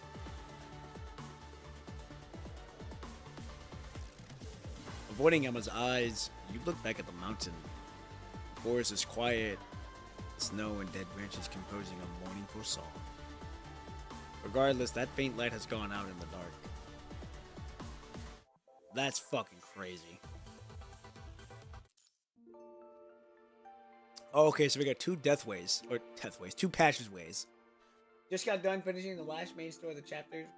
Tried summoning a bit. I didn't get the new Bianca frame, but I did get Discord. Hey, at least you got Discord. I haven't done my polls yet. I think I'm still chilling on my poll. We're only 19% done. Already search it. Yeah, I can technically attempt to get her. I'm gonna wait one more time. And then I'll probably do it after this chapter, or like before the stream ends, maybe. We'll see. But okay. We got two storyways here. We got 7 and then we got 8. We'll do 7 and then we'll kind of go back and forth because I feel that's how it's gonna go. We're gonna go back and forth. Okay, here we go. It's been 5,212 days since the Grave Ribbon Commandant entered the Headwall Tower. Let's stay here for now. Luna closes her eyes wearily. She has repeatedly tried using the Ascension Network. Yes, you have to do it in numerical order. Okay, good to know. I shall do that then. Simulate potential futures, but all she sees are dead ends. The punishing virus has shown subtle signs of mutation. She can no longer fully control it. What must they do to continue surviving in such a world? The temporary stopover requires no tents. As usual, Alpha goes on patrol in the perimeter to prevent any wide area Red's Tide from infiltrating their camp.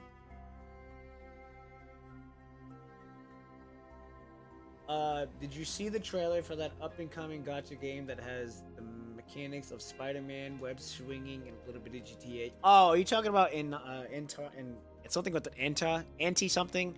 Yeah, I seen it. Looks good. I don't know if I'm gonna play it. We're gonna see though. But it looks good. Are you sure you don't need me to take over Alpha's work? You don't have to. Alpha's already injured.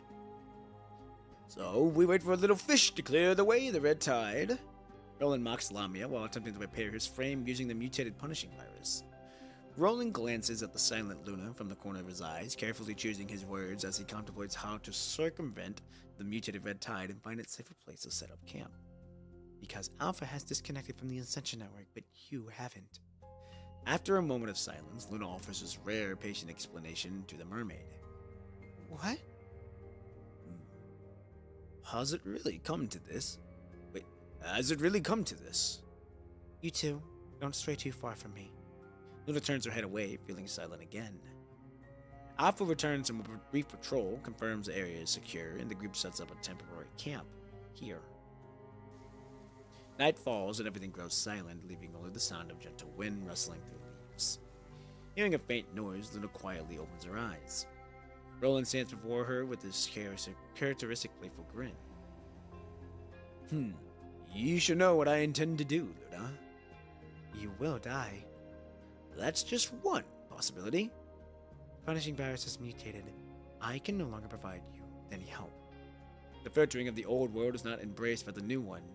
Due to the trade of the Ascension Network, they have in a way been forsaken by this era that has veered into a different development path. Of course. I'm well aware of that. Besides, I may not fail. My reconstructed frame is my lady's work. Though the connection with Luna remains, the source of power has long since changed. You will die. She has never seen a different ending in any of her 4 simulations. Since death is inevitable, at least let me give it a try. He gives his usual smile. After all, this isn't just the word you want to see. It's what I hope for too. Perhaps this is the perfect moment for my final curtain. With a final bow to Luna, he disappears into the night, leaving the makeshift camp behind. One day, 2 days, 3 days. On another night, amid Lamia's fearful yet cautious inquiry, Luna lifts her head slightly, sensing the first snowflake descending. After the snowflake lands on her fingertip, she clearly feels the thread belonging to Roland snap. He died that night. 5,401 days since Grey Raven Commandant entered the Hedor Tower. Oh, is this a recount of how she lost everyone? Yep. Oh boy. I'm mobile gacha game player. I don't have PC to be. I don't have a PC, so but I'm still gonna try to play these gacha games because I can't, even though sometimes it may crash into it. Yeah, I mean, as long as it doesn't, as long as you're having fun, or at least attempt to try to have fun with it, you're all good for sure. Because I know these gacha games nowadays are power hungry with power and storage for fun. So I feel that's gonna be rough for people who have a mobile and can't afford to like even play some of that stuff. But I mean, as long as you have fun with it, though. Here we go. The 3 continue to press forward. Along their journey, they barely see a single human. Camps lie rotting, and scattered remains have long since been quietly buried beneath dust and soil. When did everything become like this? The mermaid grows restless, instinctively fearing this increasingly unfamiliar world. Where have all the humans gone? Normally, they wouldn't pay much attention to the human traces, but they've always run into wandering scavengers, or occasionally stumbling upon human settlements. Perhaps they have sailed far away, or perhaps they have all perished. Is it possible that they found some refuge and all hiding somewhere? Could they have left another message behind? She looks desperately toward Luna, seeking an answer as definitive as it always has been. With human capabilities, creating such a vast shelter would be impossible. But... A faint tremor of sobbing creeps into Lamia's voice. Luna doesn't continue speaking. She doesn't know how to comfort Lamia, nor how to explain this inevitable end that awaits them. Or is there any chance we could find some place to take refuge?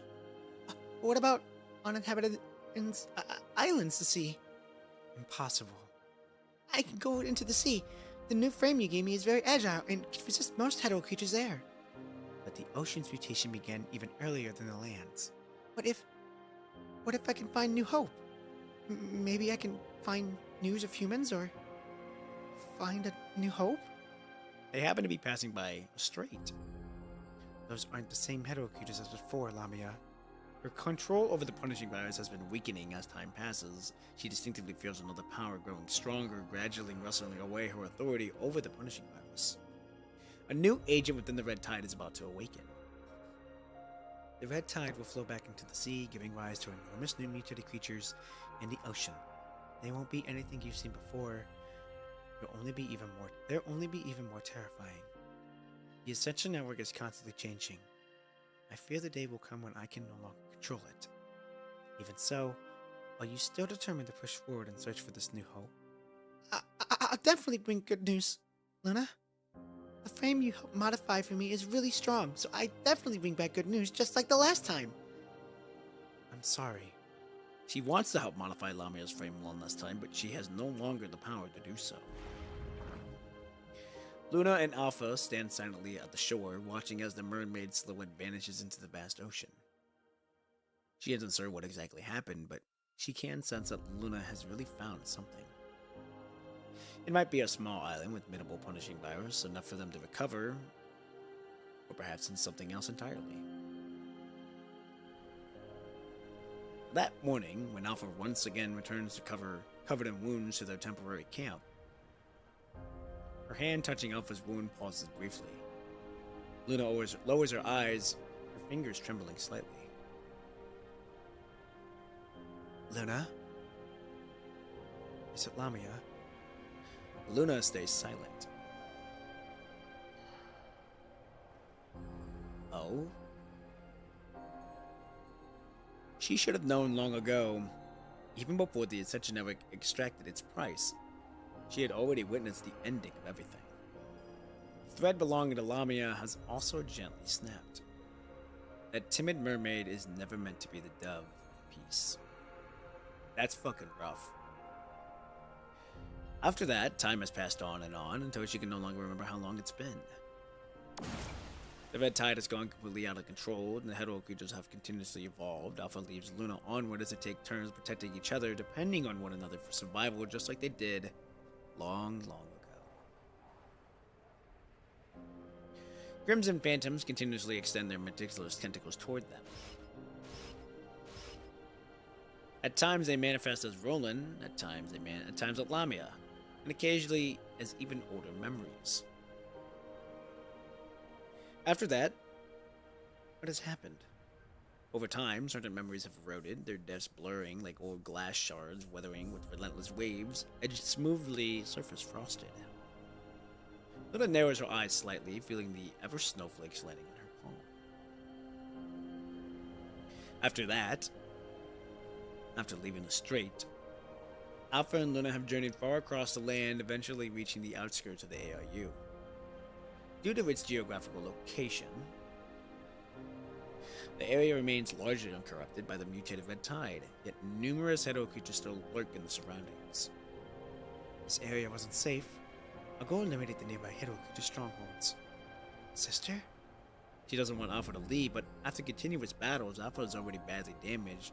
With the punishing powers having mutated to this extent, she cannot use it to repair the frame. You sure you're gonna be okay? I'll be fine. Luna precisely pinpoints Alpha's location. You're badly injured. Let me clear those hetero creatures instead. You can't access the Ascension Network. Even though the Ascension Network lies battered from the impact of the mutated punishing virus, agents of the old world still retain a portion of their powers. However, even an agent cannot aid Alpha, who proactively severed her connection to the Ascension Network. Her immunity to the mutated red tide virus that was once an advantage has now become a new weakness. After years of continuous combat, Alpha's frame is now utterly worn down, teetering on the edge of complete breakdown. It's okay. As she turns away, Alpha seems to sense Luna's emotions and pivots back to offer explanation. Those hetero creatures have evolved again. They're dangerous. If left unchecked, we won't be able to set up camp safely here. Your eyes have almost gone blind. Although my frame is damaged, at least my visual models are still functioning properly. Wait here. I'll be right back. After making sure Luna is safely settled despite her blindness, Alpha leaves the mountaintop. Their story thus reaches its end, exactly as she once witnessed within the Ascension Network. Luna sits quietly at the edge of the cliff. Why is she suddenly remembering all of this? Her hollow eyes gaze at the snow falling in silence. All of this will soon come to an end. Alright, episode 8 tomorrow. The black sky swallows what little light and hope you have left. Emma, double check our course. Okay, I'm not gonna lie. What the fuck was the point of that episode?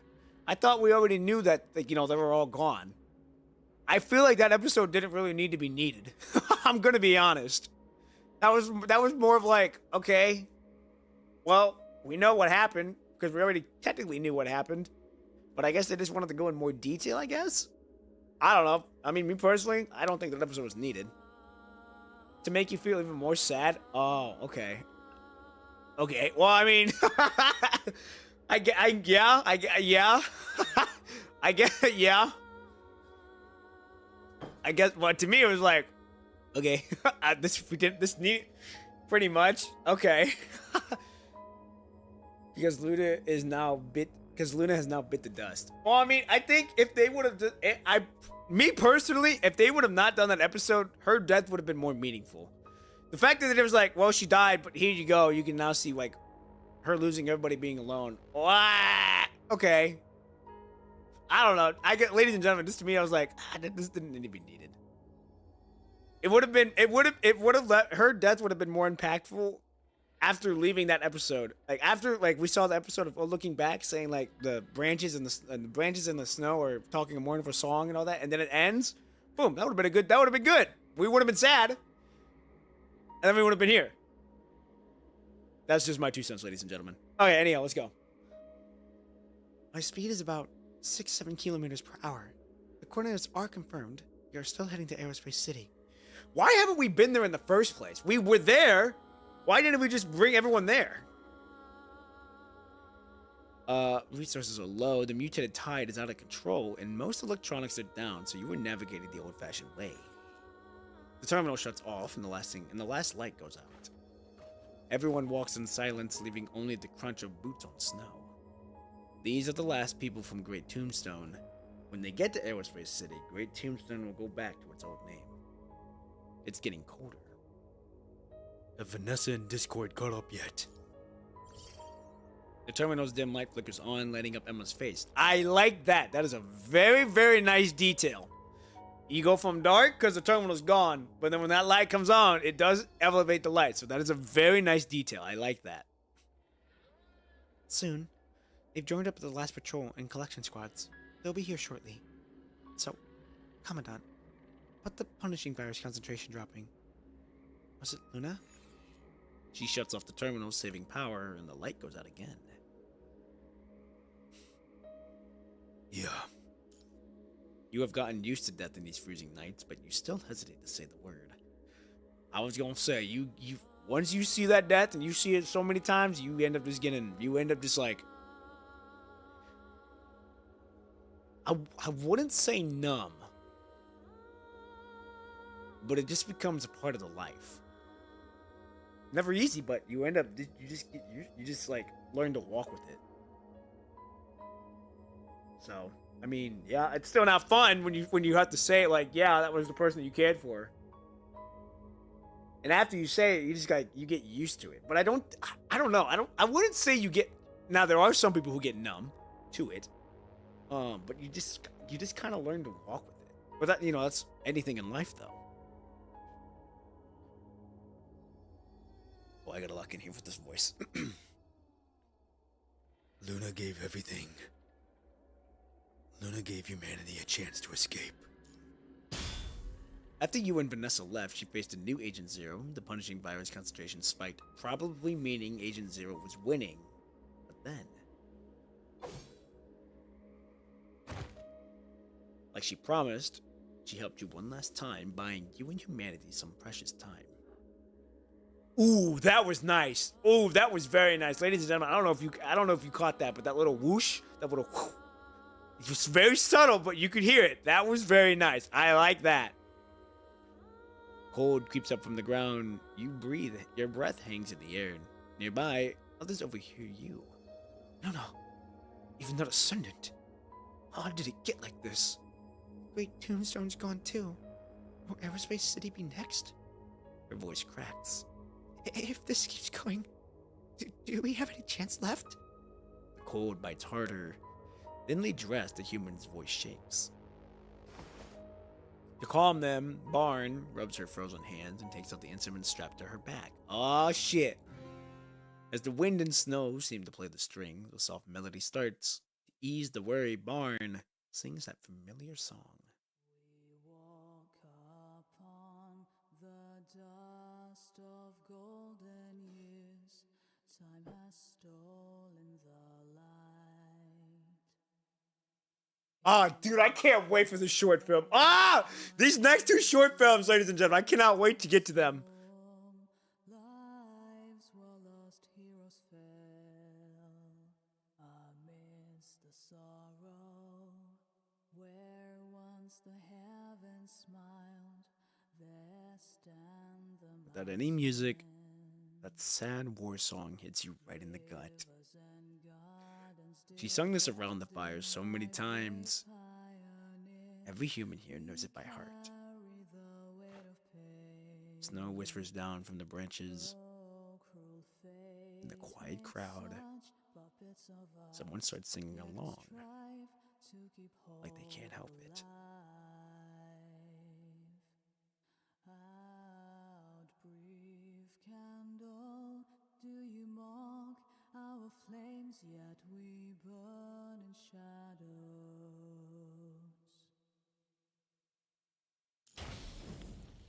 Hey! Yeah, come on! Hey, ooh, come on! God damn, I gotta be the light. I have to be that fucking pillar. I swear to God. I tell y'all that I really truly mean that shit. I have to be the pillar. I have to be the beacon of light. I have to be the North Star. God, come on, man. Spirits will never fade. This is such a powerful moment. The flare burst into flames, bright light slicing through the darkness below. Last of golden years, time has stolen the I cannot wait to do this short film. I cannot wait. weave and mourn for what is gone by, or seize the time before it flies. What dreams may come when we've shared this mortal coil, to wake up or to sleep again. Storm can No one says a word, human soul, but the song keeps going, we may burning through the silent, suffering ground like that flare in their hands. In the fading glow of the flames, city walls appear and disappear through the wind and snow.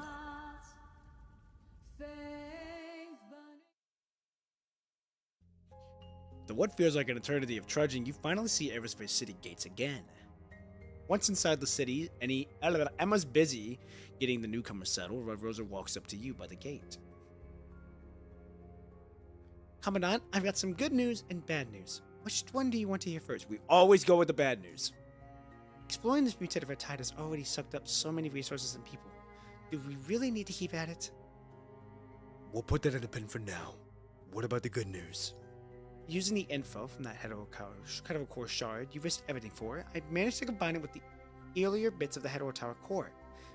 I could just barely whip up some souped up filters like the old CPF, though temporarily clean up the mutated punching virus and red tide. But you know, this has taken forever. No supplies, no gear, not even a proper lab. So, she repeats softly, should we really keep going? Why are you asking me that?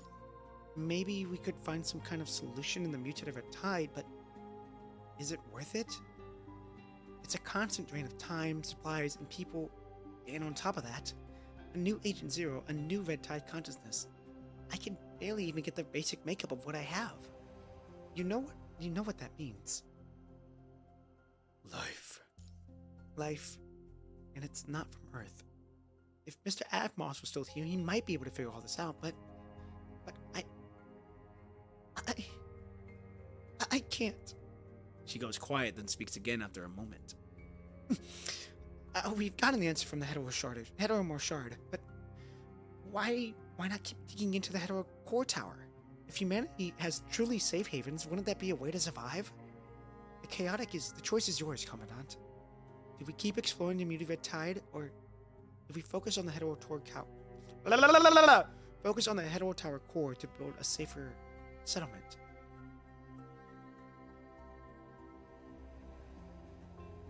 Ooh. Temporarily stop the red tide exploration. Unlocks ending tomorrow. Continue exploring the red tide. Okay. Now, ladies and gentlemen, does this choice matter? Is this like a pivotal moment here? Like, whatever I choose fucks with the outcome.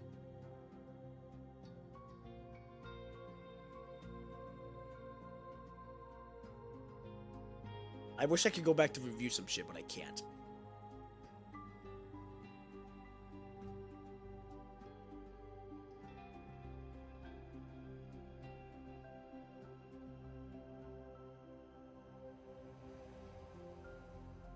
Okay, this is the unique part of Wither the Shine. You can do alternate endings and still proceed with the story with no consequences. Okay!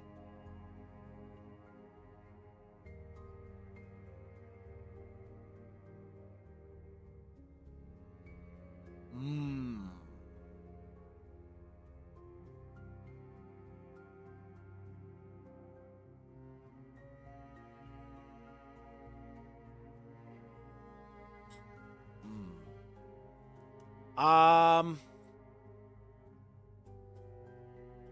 Okay, so exploring the Red Tide fucks up with resources, but temporarily stop. Definitely do alternative endings. One of them has the biggest lore bomb in the entire game. Okay, then I guess we'll do them. Okay, we'll do the alternate endings then. You studied the experiment data lost in thought. Like Virgil said, exploring the mutated Red Tide has used a lot of people and supplies. Compared to the 30 years ago, it still might seem small, but today, even a grain of wheat is home. Let alone this much. We need a break. Rosa stares silently in the inventory list, trailing to the floor. Really? Can we afford a break? Vanessa rushes in, overhearing the end of the conversation. Even if humanity cracked the Hedor Tower core and got to a perfect punishing virus filter, then what? Don't worry, you can return to this point in chapter and go for the normal ending / route. Okay. How many episodes are there in the alternate routes? Is it just like one big ol' episode and then I go back to regular, or is it like continuous episodes? Go to bunker and hide inside, waiting, but humans can't fight back right now. Emma says the Great Tombstone Settlement is about to be swallowed by the Red Tide. Did you bring any good news, like more supplies or a better campsite? Rosa looks. Just a small little ending for each one. Okay. Cool. Good to know. As long as it doesn't take up too much time to get to the normal ending, we chilling with it. Rosa looks at Vanessa, half desperate, half pleading. Lately, how much have the patrols and collection squads brought back? The question hits hard and Vanessa falls silent. Most areas outside the settlement are overrun by mutated Red Tide and high punishing concentration level. The collection squads haven't found anything useful in ages. Even a bunker gives humanity a fighting chance. But if we keep going like this, I'm afraid we'll lose any hope of survival. We're just slowing down research on the mutated Red Tide, not throwing in the towel. Yes, we're just slowing down for now. She speaks softly as if telling a bedtime story beside a cradle. Everspace City has a filter that can block the current filtering virus, but punishing virus strain. Once we get the Hedor Tower course data, we might get new weapons, new resources. Then we can explore the mutated Red Tide again and find what we need. But when will that be? You understand Vanessa's frustration, but throughout Aerospace City, tired settlers try to organize their few belongings and rundown homes. Discord and the other patrol members have just returned, all badly injured. The mutated Red Tide ruins water and everything humans need. Just staying alive is a struggle. I know time's running out, but humanity cannot afford the cost anymore. The settlements, it's been years since we heard children crying. Without safe land, they won't bring new life into this world. Her eyes get misty. I can't ignore the lost supplies. And so can you, but what about humanity? After looking at Emma's resource data, it's clear Rose was right. The point of the Red Tide exploration is to fight back, but now supplies are dwindling, you are losing people, and Agent Zero is getting stronger. You are still losing, even throwing everyone at the problem wouldn't make a dent in the Red Tide. You can't fight back right now, not anytime soon. We should slow down the mutated Red Tide exploration for now. Later when the time's right. Later? When the time's right. She scoffs, drops a final line, and walks away. Don't forget, Earth used to be ours. Rosa sighs. Vanessa always wanted to take back all the lost land. Not just the Great Tombstone, but everywhere. I get it. An I just hope she comes to her senses. Snow comes down in thick furls, and the biting wind whips Rosa's handwritten inventory of losses. The printer's been out of ink for ages. What's the supply situation inside Aerospace City? After finding the Nami's inventory, I checked the supplies. The remaining humans and constructs have enough food and supplies to last a while. I've got people building greenhouses. Once they're stable, we can grow crops. That should keep us alive. And after that, as Rosa explains, her eyes show uncertainty. Maybe we can hold out until we crack the Hetero Tower core. It's not completely out of the question, I think. The debilitated Aerospace City, a shadow of human civilization. Living off the makeshift greenhouses, humanity barely survives hanging on by the thread. But like a paper boat on burning water, no one knows how long this fragile civilization will last. Rosa works tirelessly. Humanity guards Everspace City, constantly improving its filter and barely surviving on data from the Hetero Tower core. But as time goes on, no one can stop the new agent. The paperboat sails across the burning sea.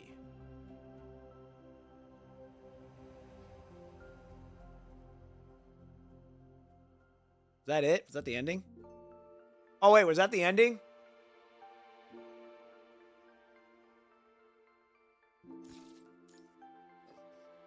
Or do I have to do that episode?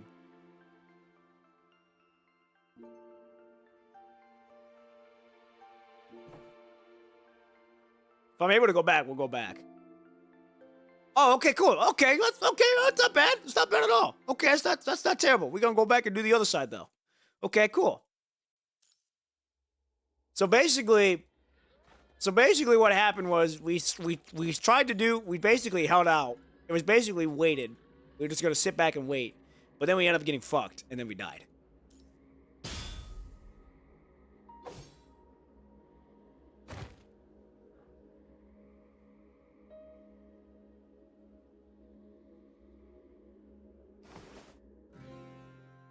At least we get to hear the song again. Upon the dust of golden years. I do like that it's like only one, like it's damn near an episode. Like if you chose that, all right, that ending, that's the ending right there. But you can go back and continue moving forward. I do like that. That is very nice. I thought it was gonna take us like through different time, like another episode again. I'm like, man, that's gonna be crazy. But I'm glad that it's just like you pick that choice. You ever see what happens, it's over. But if you want to see the real ending, you go back and do whatever happened here. So we're going back to this one now. Bad news. Always go bad news. Then we go good news.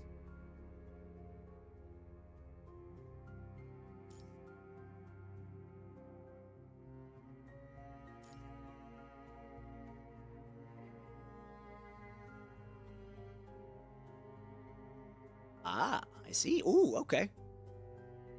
We continue exploring the Red Tide. Give up on the red tide and pull all of our lives and choices in the hands of a filter we don't even know will last? Vanessa, looking worn and weary, catches the tail end of your conversation. Oh boy. But humanity can't keep hanging on by a thread. But we can't give up. At least, we need to find out who our real enemy is.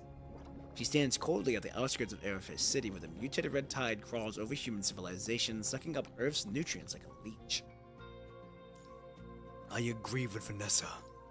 Besides, even if we're barely just hanging on, what's next?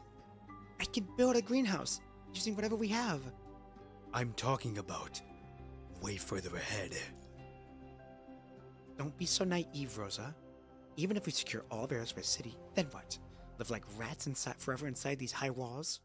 Don't forget, Earth used to be ours. Hot blood clouds your vision. Your consciousness is starting to fade as hetero creatures screech and echo in your head. You see something, but you can't quite grasp it. But it all comes at a cost. Cost? What doesn't? Even if the cost is your life? Anyone who's made it this far isn't a coward.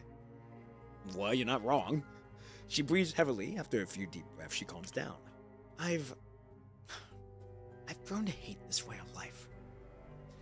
Outside the window, snow falls hard, crashing against the ground.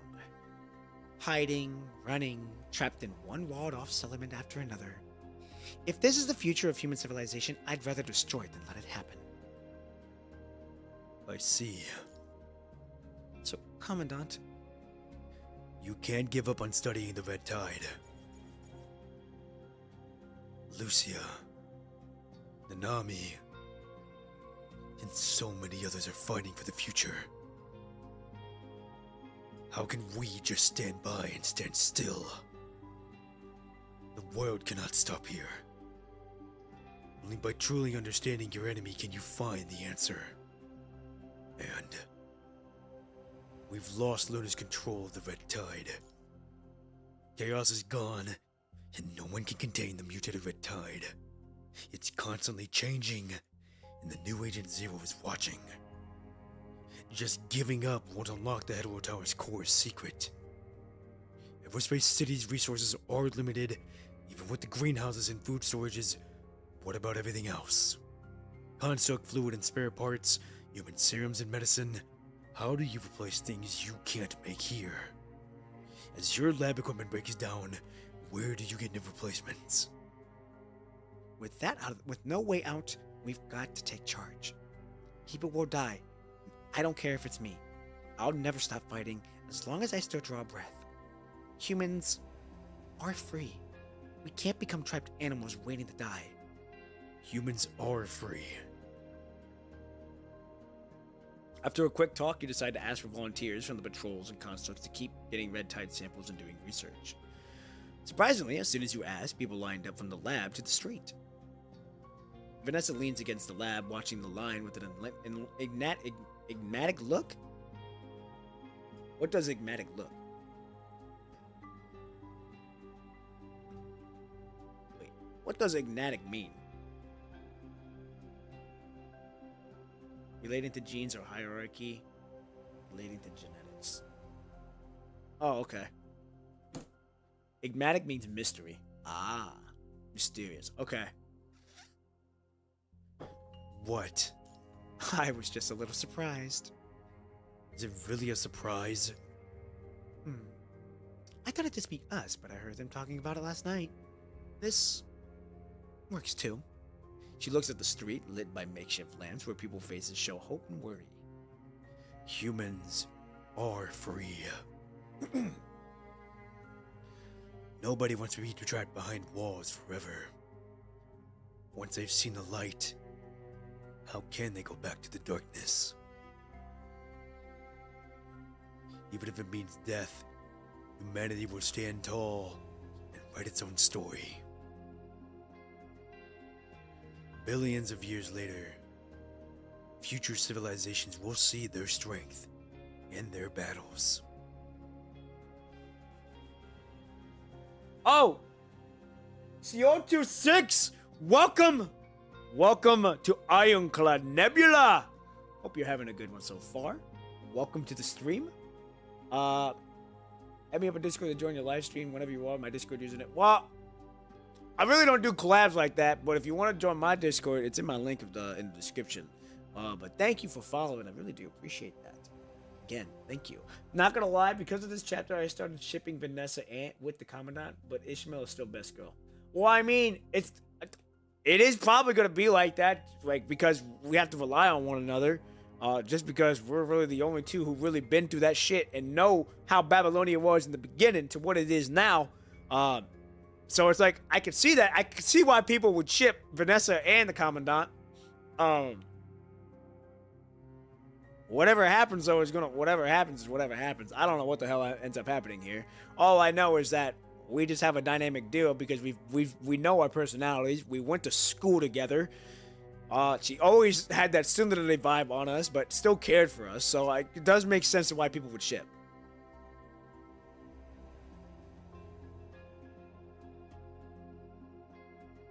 As long as there are humans left,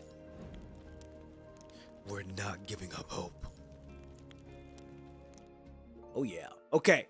I gotta use the restroom really quick. I gotta get more water. And then we continue on with this chapter. So make sure you get some water and make sure you stay hydrated.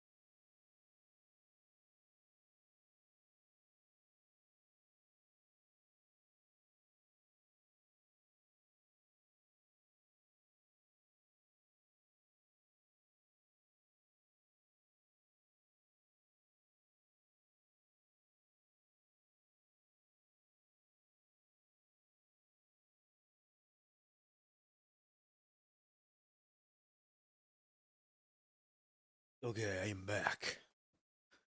Ah. Okay. So I believe we're gonna have enough time to do like maybe 2 or 3 more, and that'll be it for the stream tonight. But we're making good progress. Okay, episode 9, Burn.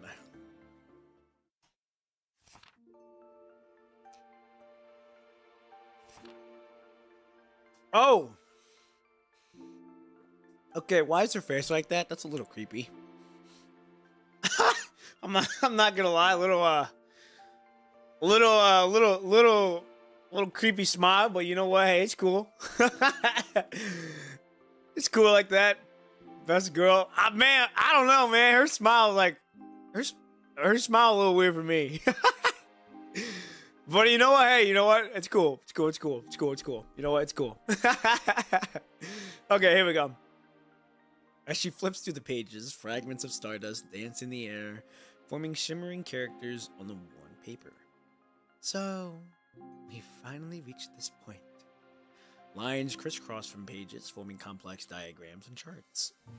Humanity, singularity. Ah, here it is. Her index finger presses on its page, making the selected text flicker and project a hologram of Aerospace City. Day 771 since the Commandant left Federal Tower. The fuck? There we go. Humanity abandoned their last settlement, Great Tombstone, and moved to Aerospace City. But that wasn't the end of the story. The mutated red tide was eating up huge chunks of Earth, sucking out all of the nutrients. Outside Aerospace City, where the filters couldn't reach, the punishing virus eats away everything and everything. The punishing virus... It's not something you just beat. She flips a new page. The survivors in Aerospace City started pulling up some kind of material out of the mutated red tide. They tried analyzing it in their labs, looking for something. A familiar sight. The humans in white suits looked hopeful, but red warning lights started flashing like crazy. Equipment broke down as everything screamed at the truth at them. This was not something they could analyze. Humanity finally realized that the mutated red tide has evolved over to a whole new level. They probably couldn't fight the punishing virus with anything Earth had. Abandonment, despair, same old story. Then someone came up with a new idea, and they jumped right into testing it. These non-Earth substances were likely fragments from another civilization. The Grey Raven Covenant shared the experiences in the tower, explaining how the old time travel capsule, wrapped in layers and chaos contamination, became the Hetero Tower. The Hetero Tower became a massive gateway. It stood tall like a crimson tower of Babel, its twisting tunnels leading to different times and dimensions connecting to countless unknowns. Around that time, Cradle, trapped in another era, found the Hetero Tower and, using its core, made a new body out of the punishing virus, and then came to this world. The one that inherited Dominic's legacy.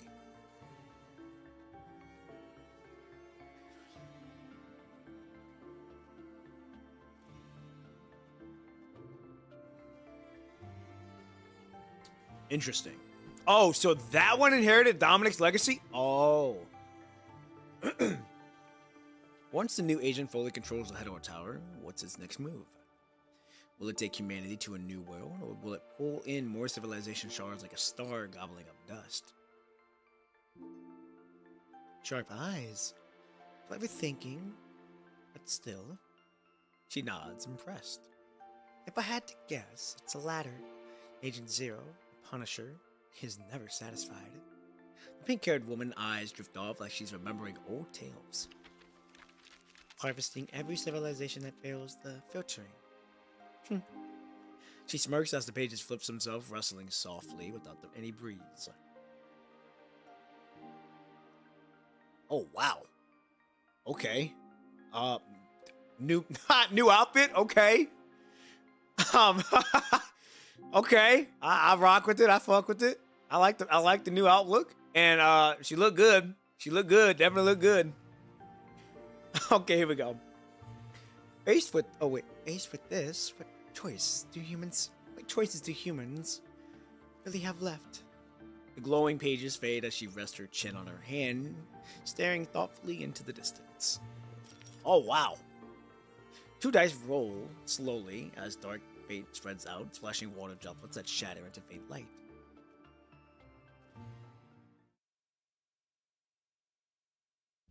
Inside Everspace City, the snowstorm keeps howling. It's freezing even inside, not a hint of warmth. You're watching the snow?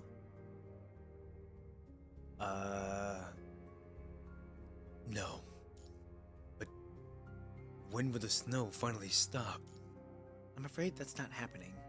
The mutated red tide, the mutated punishing virus, keeps draining Earth's energy. With no one to hold back the mutated red tide, virality has already been started, and this cold isn't going anywhere.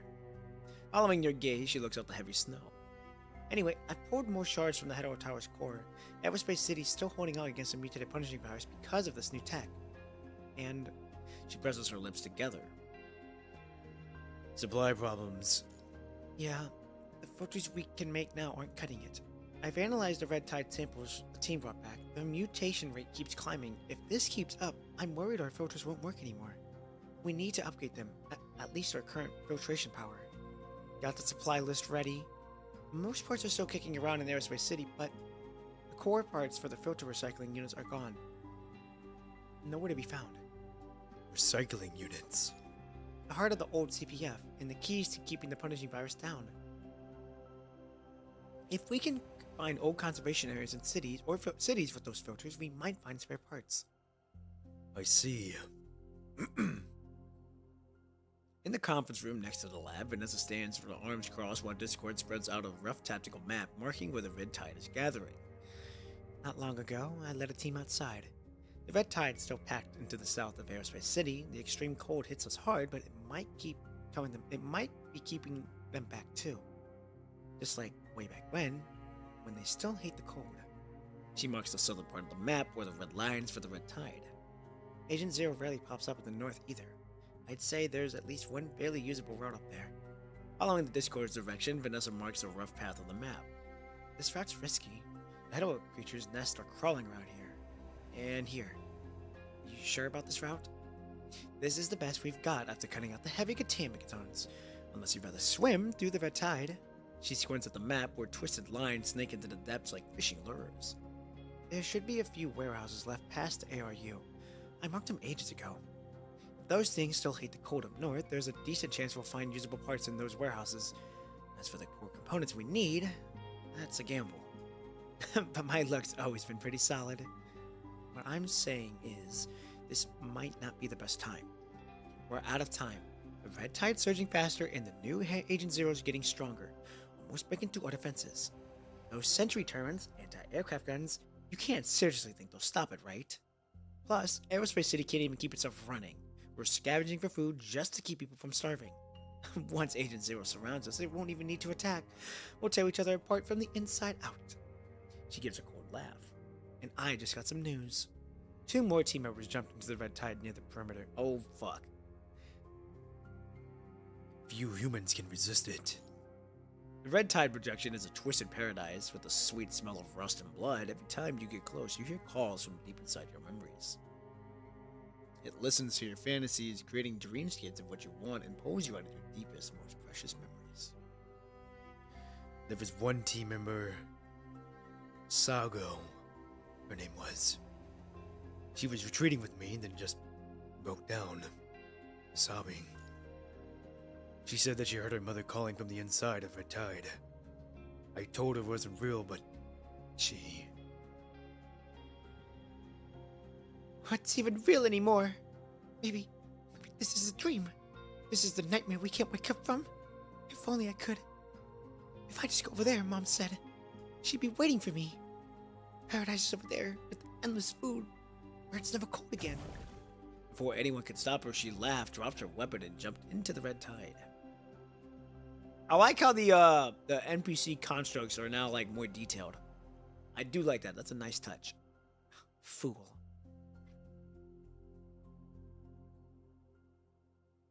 A heavy silence fills the room.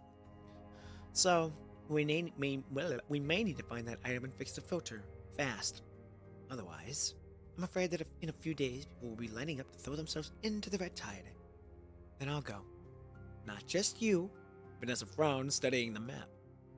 Discord, take a team and go around this way. There's an old ALU warehouse there. I've marked the entrance with safety beacons. And, Commandant, we will go this way. Are you crazy? That's way too close to Agent Zero's territory. That's exactly why you need to come with me. As long as my mind holds up, Agent Zero can't touch me. There's a big warehouse around there, and I remember clearly. The ALU used it for trading with Babylonia. They kept their punishing virus filters in good shape there. That place probably has what Rosa needs. Someone's got to bring back the supplies if we want to survive this. She mutters to herself, staring out of the dark sky. Far off, a creepy red glow spreads across the sky, slowly twisting into the shape of Agent Zero's eye. A sweet metallic smell of blood fills the air. Darkness takes over, consciousness pulls itself from memory, a faint light flickers, and from far away, a loud buzzing fills your head, and pain signals come from the mind beacon. You left Aerospace City with Vanessa, heading for that warehouse you planned for. And then... Vanessa? Shallow, heavy breathing comes from nearby, the sound of suit wrestling. A sharp, icy pain shoots through her arm, or your arm. The serum mixes with your blood, swirling strange colors in your vision. Your breathing gets heavy, your eyes close, then open. Your vision slowly comes into focus. If you're awake, then get up and walk yourself. Your swaying vision stops, you realize Vanessa's been carrying you this whole time. Vanessa! Your scrambled brain starts working again. What the fuck happened? Back then, Vanessa and you left for Aerospace City. Vanessa and you left Aerospace City, following your route to the warehouse. But no one knew where Agent Zero would be. The new Agent Zero appeared right in front of you. Chaos was almost gone, replaced by the new, unfamiliar face. It was about to break free from Chaos's control. Maybe Chaos's last bit of consciousness helped you and Vanessa. After a brutal fight, just before Vanessa was about to go down, Agent Zero turned into a puddle of red glue and melted into the red tide. Still fuzzy? I should toss you into the red tide and call it a day. I'm back. Vanessa scoffs softly and puts you in a hidden spot nearby. She's not looking good, bad wounds, losing vital fluid, and her mind is all messed up. Your mind is deviating badly. Something's naturally latched onto me. She says this like it's no big deal. After Agent Zero disappeared, you got hit hard. I carried you all the way here. She rips out the bandages with her good arm, clearly impatient. Taking the bandages, you cut a length and help Vanessa with her wounds. Just as you reach for the condensation liquid pack, Vanessa stops you. A what? An emergent hemostasis medical instrument for constructs. Okay. We'll save that for later. Shouldn't we head straight back to Aerospace City? With injuries like that, she shouldn't be able to keep going. The warehouse we planned for is just ahead. She narrows her eyes, checking your surroundings. This area is still clean. Agent Zero showing up is probably a fluke. We've got a good chance of finding what we need. You can still move, right? Of course. Vanessa holds out her hand. Let's go. We need to hurry. Agent Zero's already found this place, and the mutated red tide keeps spreading. We might not get another chance to explore here. If Discord's team can't find the parts either, we might as well jump into the red tide together. Don't joke about that, Vanessa. Ha! What's not funny about it? Okay. After a short break, you continue toward Vanessa's marked location. Just like what Vanessa said, Agent Zero has already been here. The mutated red tide is twitching in the shadows. A bunch of twisted red tide creatures are already gathering in the corners, testing the waters. You need to grab the supplies before the red tide floods in. Careful. She grips her gun with her good arm and gestures for you to follow. The next second, corrosive spit shoots out in the darkness. Oh shit! 2 quick gunshots ring out, blowing through the red tide creature's head and chest, or whatever it just might be. At least it wasn't Agent Zero. The red tide creature hisses, and as it moves away, Vanessa's face stays stone cold as she speeds up. I completely missed the stream. Hey, you're all good, Dragon Destroyer. I fucked up on the timing, or I fucked up on the day that I was supposed to stream. I guess I set it for the 22nd when I meant to send it for the 23rd today. I didn't realize that it was set for Monday. I thought it was set for Tuesday. My fault for that. But we're here now. I should have made an announcement. Part of me knew I should have made an announcement, but I was like, you know what? I gave people enough time to look at it, but that's on me. I got to be better than that. We move forward with that. But you didn't miss much. We're only on episode 9, I believe. 9 or 10. So we're moving pretty well. Made some good headway so far. I'm hoping to make more good headway Thursday and actually make sure it's scheduled for Thursday. But hope you're having a good morning, a good evening, or afternoon, wherever you may be. I'm doing pretty well. It's been a hectic weekend with working on the short film and getting more packages coming in to invest into the content. So it's just been a hectic week. Tomorrow, one of my things come in. I'm super excited to have it come in, and we're gonna see how it goes. But yeah, other than that, it's been a good week so far. I'm very grateful to be here, and glad to have you all here. So I hope you're doing well as well. All right, ladies and gentlemen, we're going to continue on with the story here. The base is just ahead. You meet to the red tide, spreading like crazy, totally out of control. You both sprint at top speed, heading for a warehouse that hasn't been corrupted yet. Along the way, red tide creatures swarm like moths to flame. After Vanessa and you take them down, they just melt back into the red tide, then reinforce again. Agonizing pain shoots through her as she realizes with horrifying clarity that she's been massively infected with the punishing virus. Her left arm's completely useless and her right leg parts are damaged. She's got maybe 20 minutes left. No fucking way. You calmly fire at the charging red tide creatures while Vanessa closes her eyes with a bitter smile next to you. I'm glad to hear that, and you, dude, as long as things continue for you to go well and you make sure you take plenty of care of yourself, don't push yourself too much too often. Hey, I'll try not to. The fact that I've been able to go this long, playing PGR for 7 months straight now, should show by a testament to really making sure that I'm here longevity wise, and like no matter how long it takes, I will complete the story. But I'm having so much fun. I'm making sure that I staying disciplined, stay consistent with the rest, with the time I play the games, with content. So it's a very delicate balance, but I think I'm very slowly starting to manage it more. I'm continuing to water the plants. I'm continuing putting up my fences so that no distractions get in the way, and just having fun and taking it one day at a time. So I'm very blessed. I'm very grateful. I thank the man upstairs for allowing me to chase my dream and for allowing me to have the strength to continue pushing on 7 months after playing this game for 7 months straight now. It's very surreal seeing how that goes. When you really look back, it's like, damn, I've been streaming this game for 7 months now. It's fucking insane. But I'm very grateful for it. Very, very grateful for that. Like I said, it's just making sure I stay disciplined and not pushing myself hard, but not to the point where I ended up getting burnt out. I have yet to get burnt out. And I'm super grateful for that. So, all right, here we go. Before she can speak, a choking cough escapes her lips. Are you hurt? I'm fine. Save your breath. She swallows the metallic, bitter taste of vital fluid. It's just up ahead.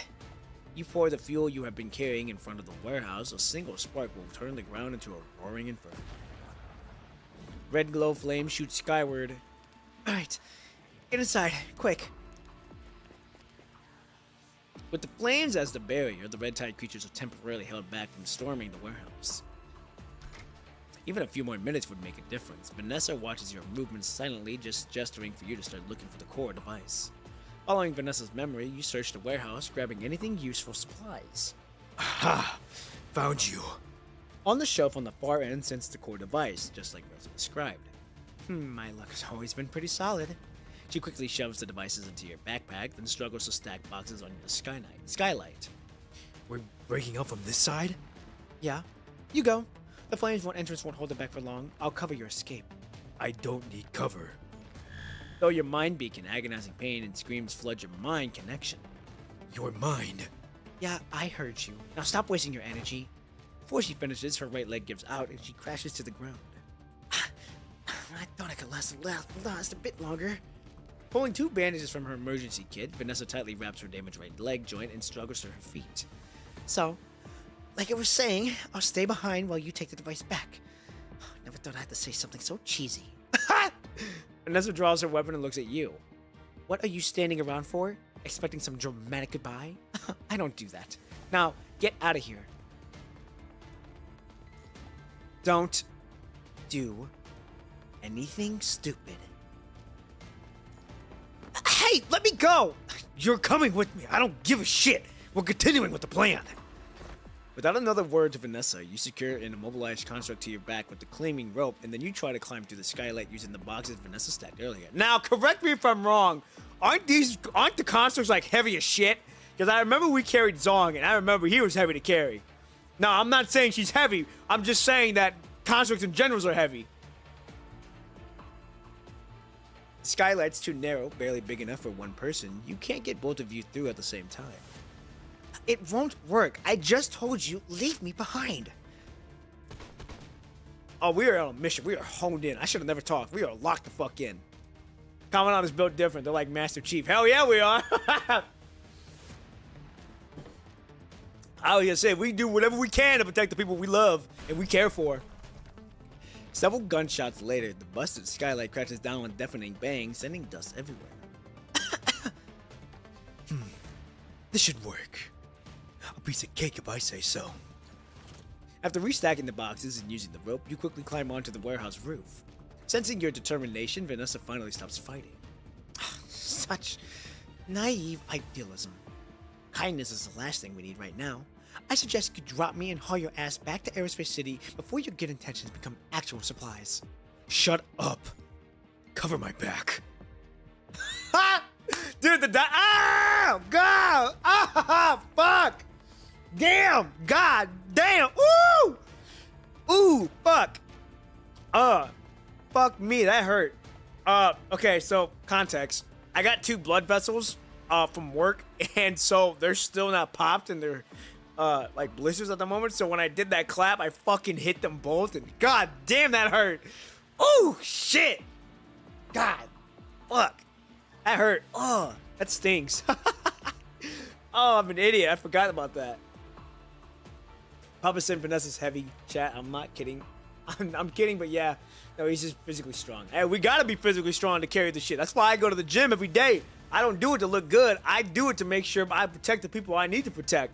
Granted, looking good is part of that, but it's not the end goal. It's not the end all be all. I go to the gym to make sure I protect the people I need to, so that when I do need to use that strength, I have it ready to roll, ready to go at a moment's notice.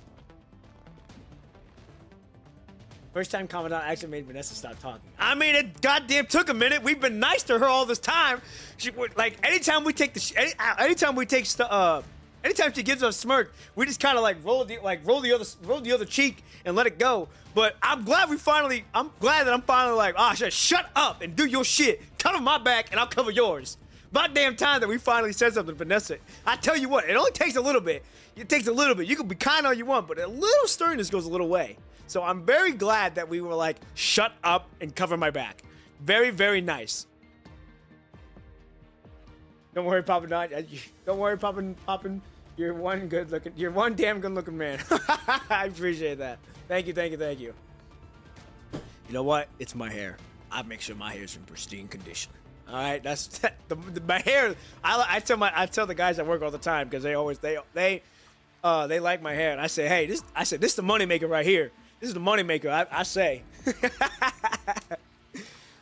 Character development between their dynamics. So hey, I was gonna say the character development is very nice.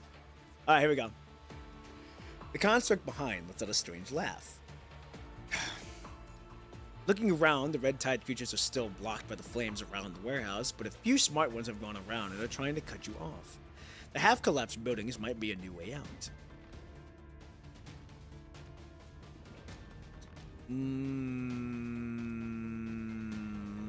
Probably the logistic way is to throw the climbing rope to another rooftop, but we just built different. Don't be ridiculous. If you try that, we both end up on the ground hugging those disgusting things. So, how long are we playing rooftop parkour through these ruins? As she speaks, Vanessa fires at the head creature chasing you. I told you, you can't outrun them carrying me at this distance.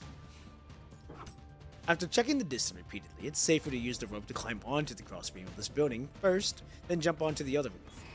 The old building clearly wasn't built for this kind of weight. Its steel structure groans ominously. Bro, same here. Well, I kid you not. I've had friends threatening me for my hair because they say I got the hair of Jesus. I'm like, I'm standing like, what? I would just say people. So people tell me that my hair is. I don't know if y'all watch football. The NFL, Troy Polamalu. I have his hair. They say I look like Troy Polamalu or the hair of Troy Polamalu. If you ever seen Guns N' Roses, they say I have the hair of Slash.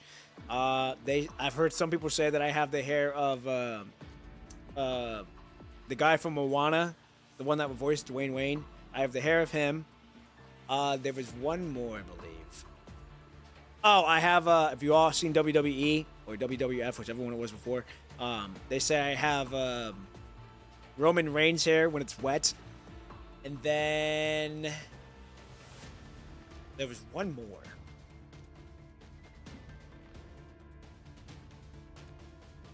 I don't remember the other one, but those are the 4 main ones that I get all the time. Those are the main ones I get all the time. I'm like, hey, you know what? It's cool. All right, here we go. We go to this play. Okay, we go. Put me down. Do you want us to both die here? We won't. Now shut it. As much as I hate to say this again, but you should really leave me behind. My right leg is busted.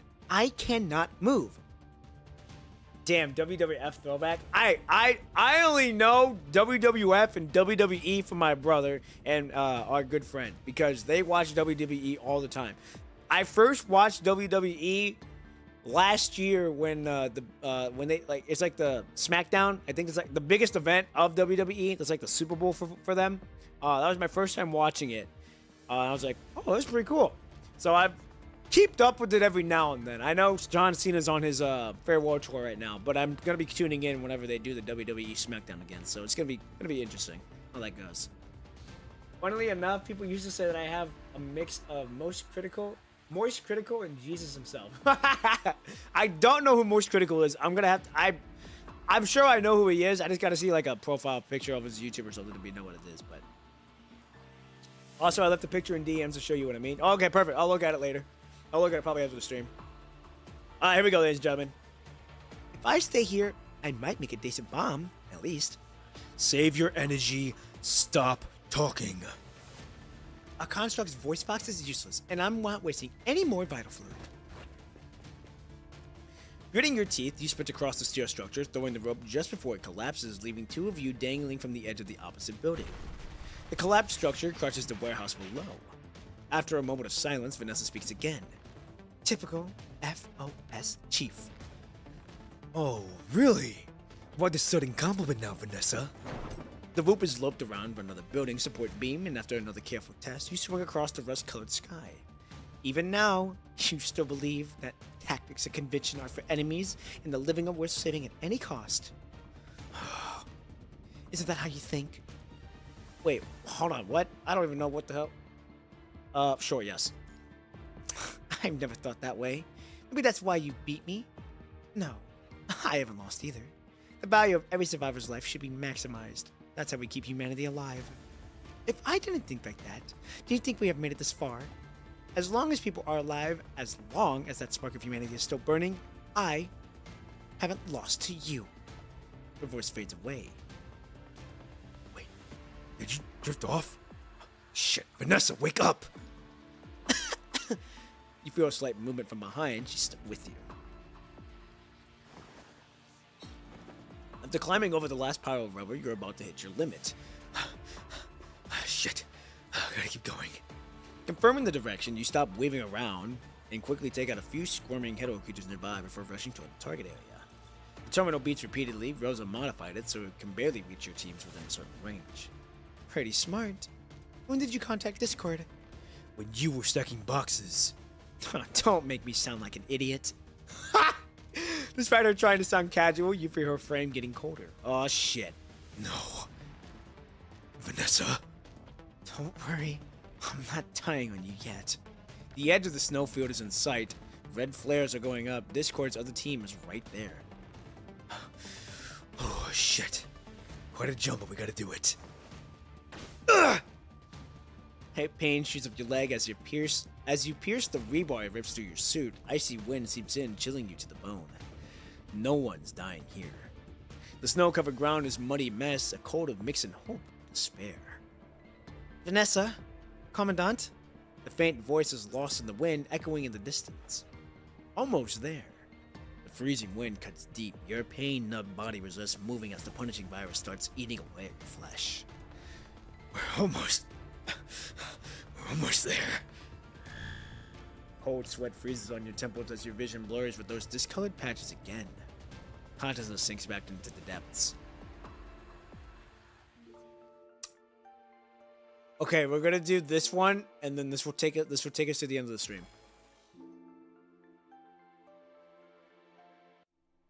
When you throw a new variable into an old story, something interesting always happens. I love seeing these little changes pop up. Okay. This is not Vanessa. Is this Ishmael talking? Now, let's see. After adding this variable, will this story find a different voice? Interesting. A human has wandered into an unknown world. They Okay. stand up. Where do they want to go? This is interesting. A very different type of approach to all of this, but it works. These bodies that are almost identical to them are all lifeless. They're confused. Okay, we gotta go. Is that Chaos? Hmm. No, Cradle. Looks like the No, it's Lithos. It's red tide projection. It always manages to hold on to some unexpected data.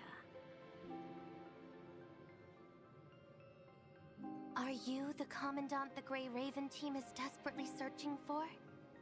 Or just one of the 5 they don't care about?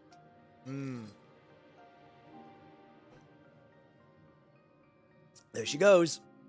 Man, this chapter is great. Ryushi, welcome back. This chapter is pretty interesting so far. So far, I'm liking it. It's not bad.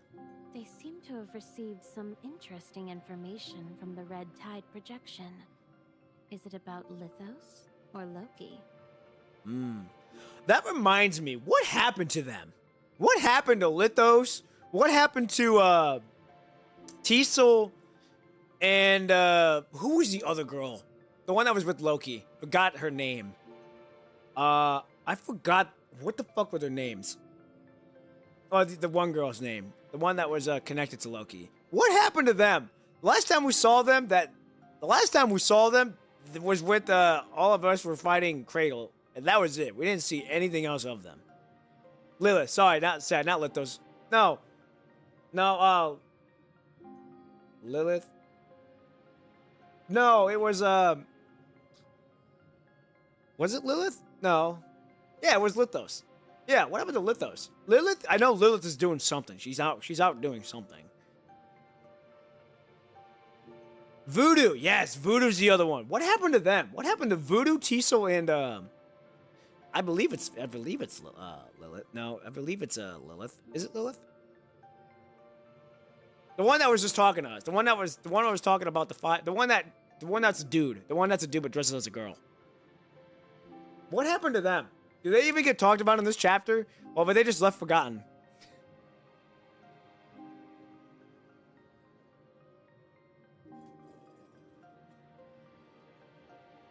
I'll let you talk or type while I do this. Around the corner, they see another red tide projection. What new data does this one hold? As far as I can recall from this chapter, we don't know what happened to them. Okay, so they just got left out for dead. We fucking last time we heard them was like, we'll make our move when the time's right, and that was it. Severely damaged. Her consciousness data couldn't be saved. Sorry. We've tried everything we could. Then we'll need to try another way. The red tide projection fades, and they seem to notice marks on the ground. Where? I can't even fucking look down. Oh, I see. They found the bloodstains. Yes, those are traces left from the last anomaly. Okay. They're sure they're on the right path and decide to keep going.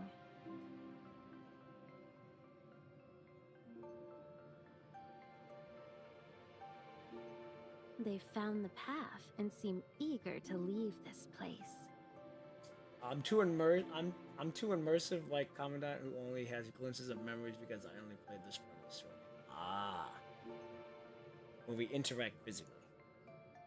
Voodoo died in Cradle Parade. She was separated from Loki in that chapter and she plummeted into Sotia and got dissolved / merged into her. Yeah, that was a Oh, Voodoo was the crazy one. Loki was the other. Loki was the. It was Loki. Loki was with Teasel and Lilith, or whoever this one is. I forgot to look at the name. Voodoo. Yes, Voodoo died in Cradle Parade. Yes, that I remember. It was the other one, Loki. What happened to Loki? Loki, Teasel, and them. So okay, now I know. I'm sorry, Lithos. sir. That was the other one. I've Lithos. lost the Grey Raven Commandant's exact location, and Cathilla went berserk from being awakened early. Oh, Cathilla? Is that Cynthia?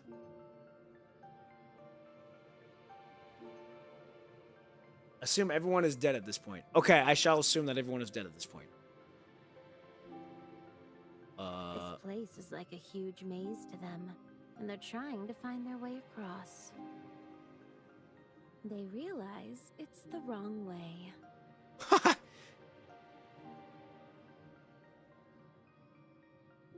Very. It's a new fork in the road, and they Huh?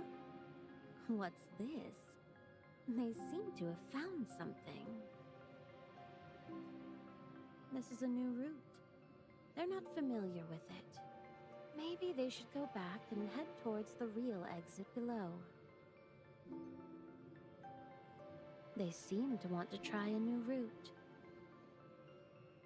I do like that it is narrating this.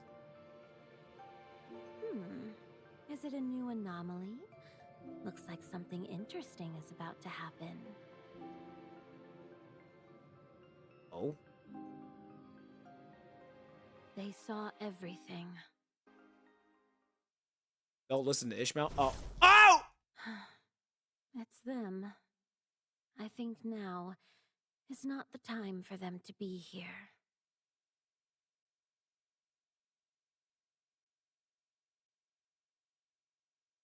Is that it? Oh shit, what the fuck?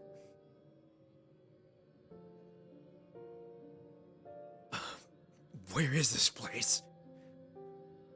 Where am I? Wait, did I die? What the fuck?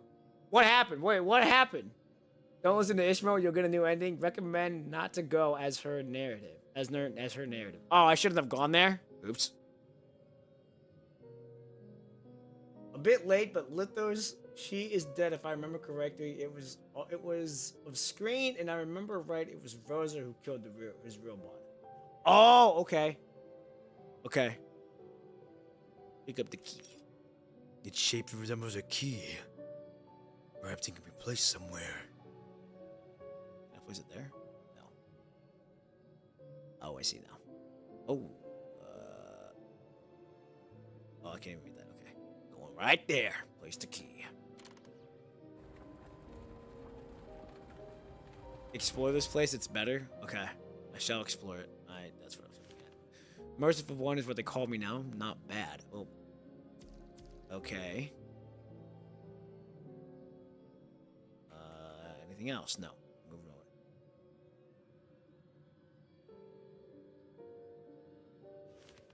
on. Mechanical life came from far away and made a wish to me. Okay. Police key. Stand is strangely shaped slots that might trigger some mechanism. Oh, wait, did I just... Wait a minute, did I come from this way? Oh, no, that's a different way. Oh, I'm supposed to go that way. Okay. We moving, we moving, we moving.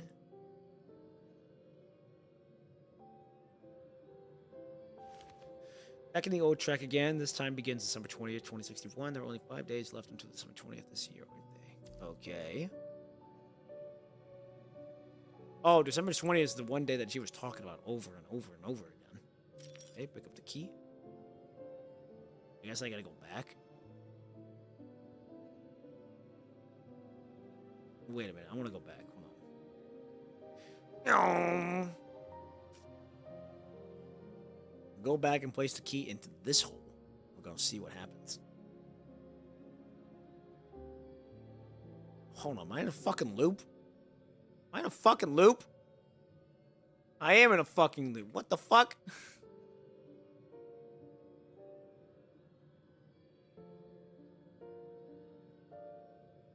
Hold on, what? Hold on. Am I fucking stuck?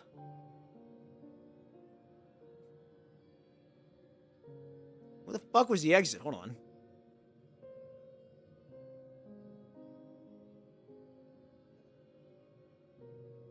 What?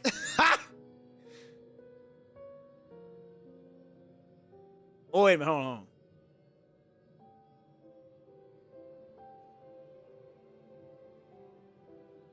Ishmael's trolling me, is she? What the fuck?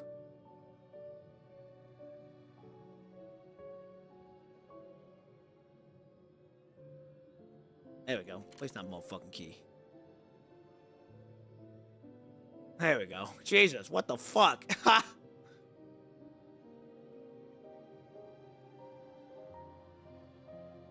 Okay.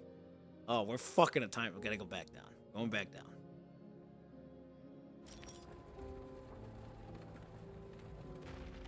Okay. Now I go back down. Can't do that. Oh, quick chilling now. Okay. P1 being gaslight right now and it's hysterical. Am I? What did I do? There we go. I fucking tried to get to this point. I'm like, well, I got the key. Might as well go back up.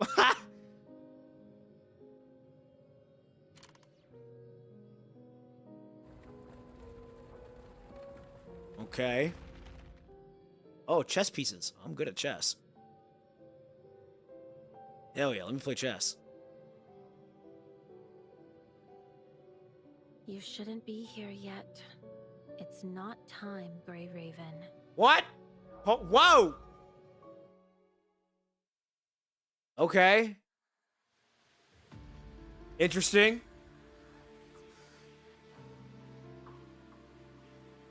You're a bit late. Did something hold you up? The frail ascendant stands side to side, looking up. Okay, now hold on. Was I supposed to walk that very first route, a little bit ago, or was I supposed to follow the red projections, or would it still overall lead me to the same spot? Some unexpected hiccups. Unexpected hiccups. He glances back. I'm good at chess. I'm lying. You're fine. Okay, you'll understand as I go. Okay. It won't mess with your plans.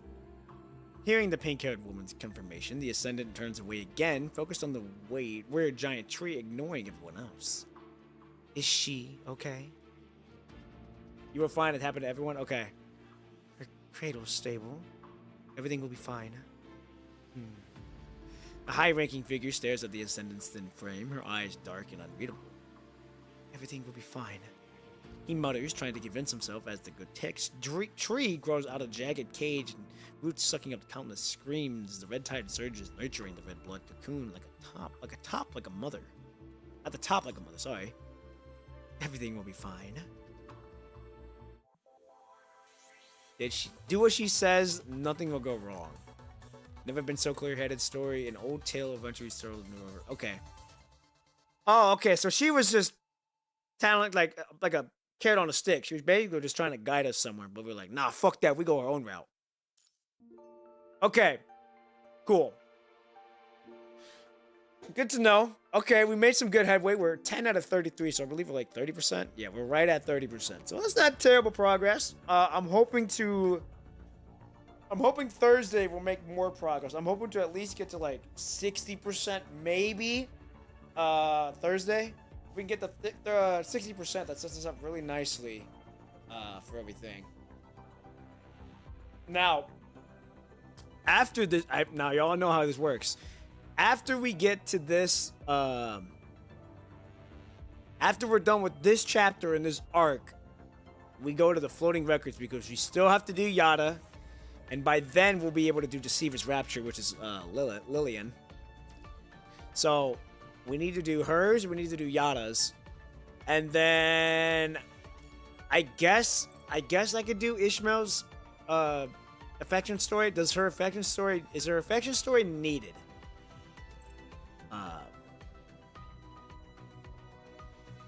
Because if her affection story is needed, after we do this chapter, we'll go do her affection story, and then we'll go do floating records. But affection story isn't needed. Okay, cool. At least the affection story is not needed. We'll probably still do it. That way my short films can get caught up. Because I still got to do this short film, which is currently in the works right now. And then I got to do this short film. And then once this short film was done, then we move on to the next arc, which is Pilgrimage. So once we're done with this chapter, we'll basically take like a, depending on how long it takes me to get these short films done, we'll take a little break from the main story. We'll do everything else. I mean, I guess what we could do is, where's her name? Okay, so, where's Chiteve? Okay, so for Chiteve, I know everyone was saying that I need to do Derive of Matrix, which I believe is this one. Nope, that's no, it's in Challenge, yes.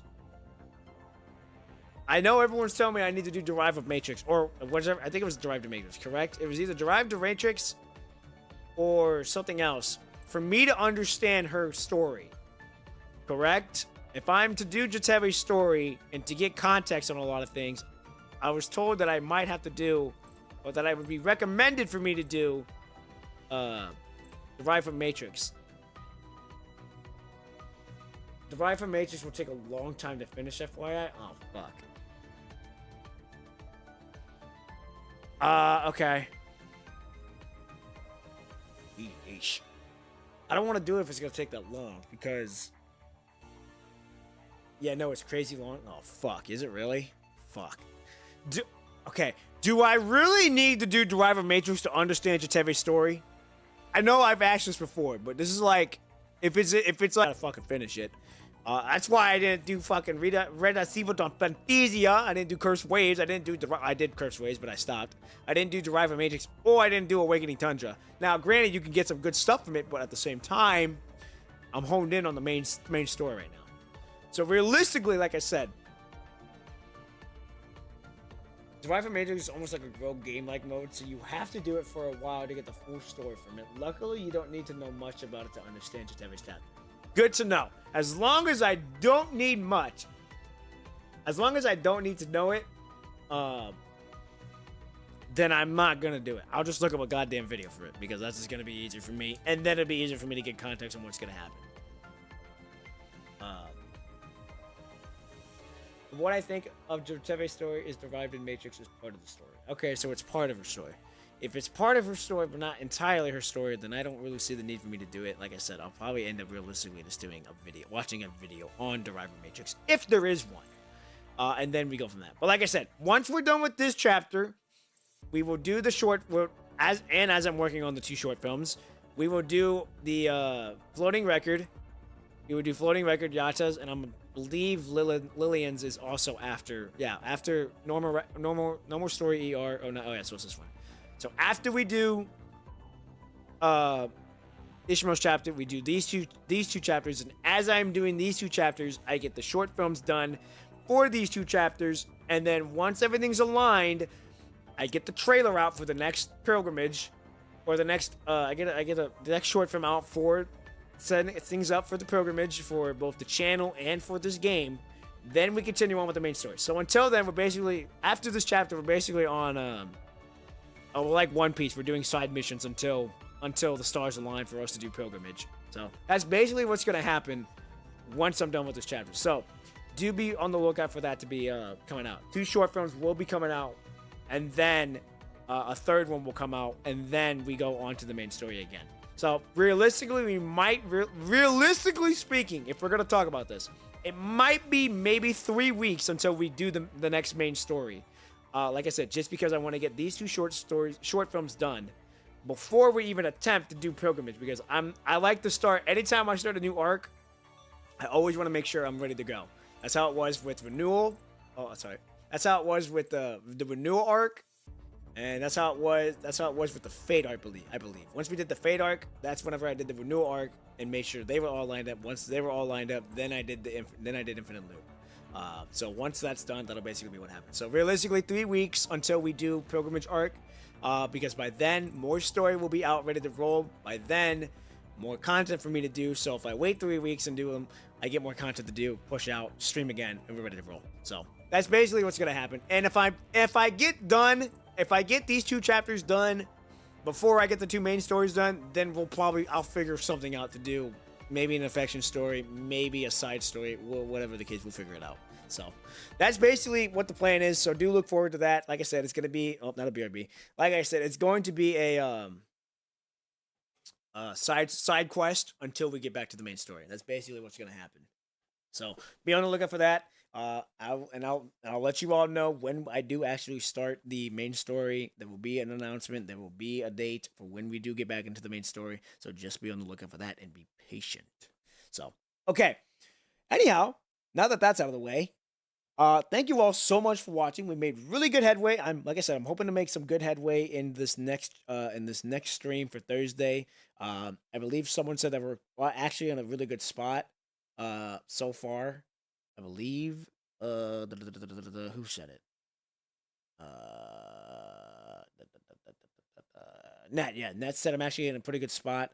Next part of the stories gets super interesting. Okay, good to know. It's going to get very interesting from there. As long as the patient's good, as long as the story keeps me engaged, we'll be ready to roll and hopefully make some good headway. Like I said, I'm very excited to see how it's going to go. Very grateful to be a part of the story, and we're just going to go from there. As excited I am to see you continue this main story, I shall follow the path of patience and wait for my master's return to the story. Like I said, everything I do and everything that you see in the short films, in the story, has a reason for it to be in the story. If you all saw the short film, when I was like, Havana, where are you at? It's been weeks. There's a story. There's a reason for that. Everything that gets played in these short films is a little gold nugget for me to look back when I'm done with them, when I get to where I'm going and be like, yep, I remember leaving that gold nugget there. I remember leaving that gold nugget right there to set up this and to set up another gold nugget there to set up this. So like I said, everything's being done with intention. Everything is being done with a purpose to make sure everything gets set up very, very nicely for whenever I'm able to announce what I'm doing. So with that being said, just be patient. It's going to be great. I cannot wait for you all to see it. It's going to take a long time for me to get to where I'm going, but I am super excited to eventually get there. And like I've always said before, it is not about the destination. It is about the journey, because in that journey is where you see what you're made of and see what you become. So that way, when you get to the destination, it's like, man, we really did all that. So 100%, I'm always in love with your short films, dude. Great success will come your way. Just keep going. Just got to keep pushing. Just got to keep pushing and keep going to the fucking pain. God damn, that hurt. Fuck. Oh, shit. Anyhow, I'm gonna go get some rest. Gonna go let my hand fucking heal as I just slapped it again really hard. Thank you all so much for watching. I hope you all enjoy the rest of your night, your morning, or evening, wherever you may be. And I will see you all Thursday night, 7 p.m. Central Standard Time, where we will continue with Chapter 33, Withers to Shine. Until then, I will see you all there. I'm out. Peace!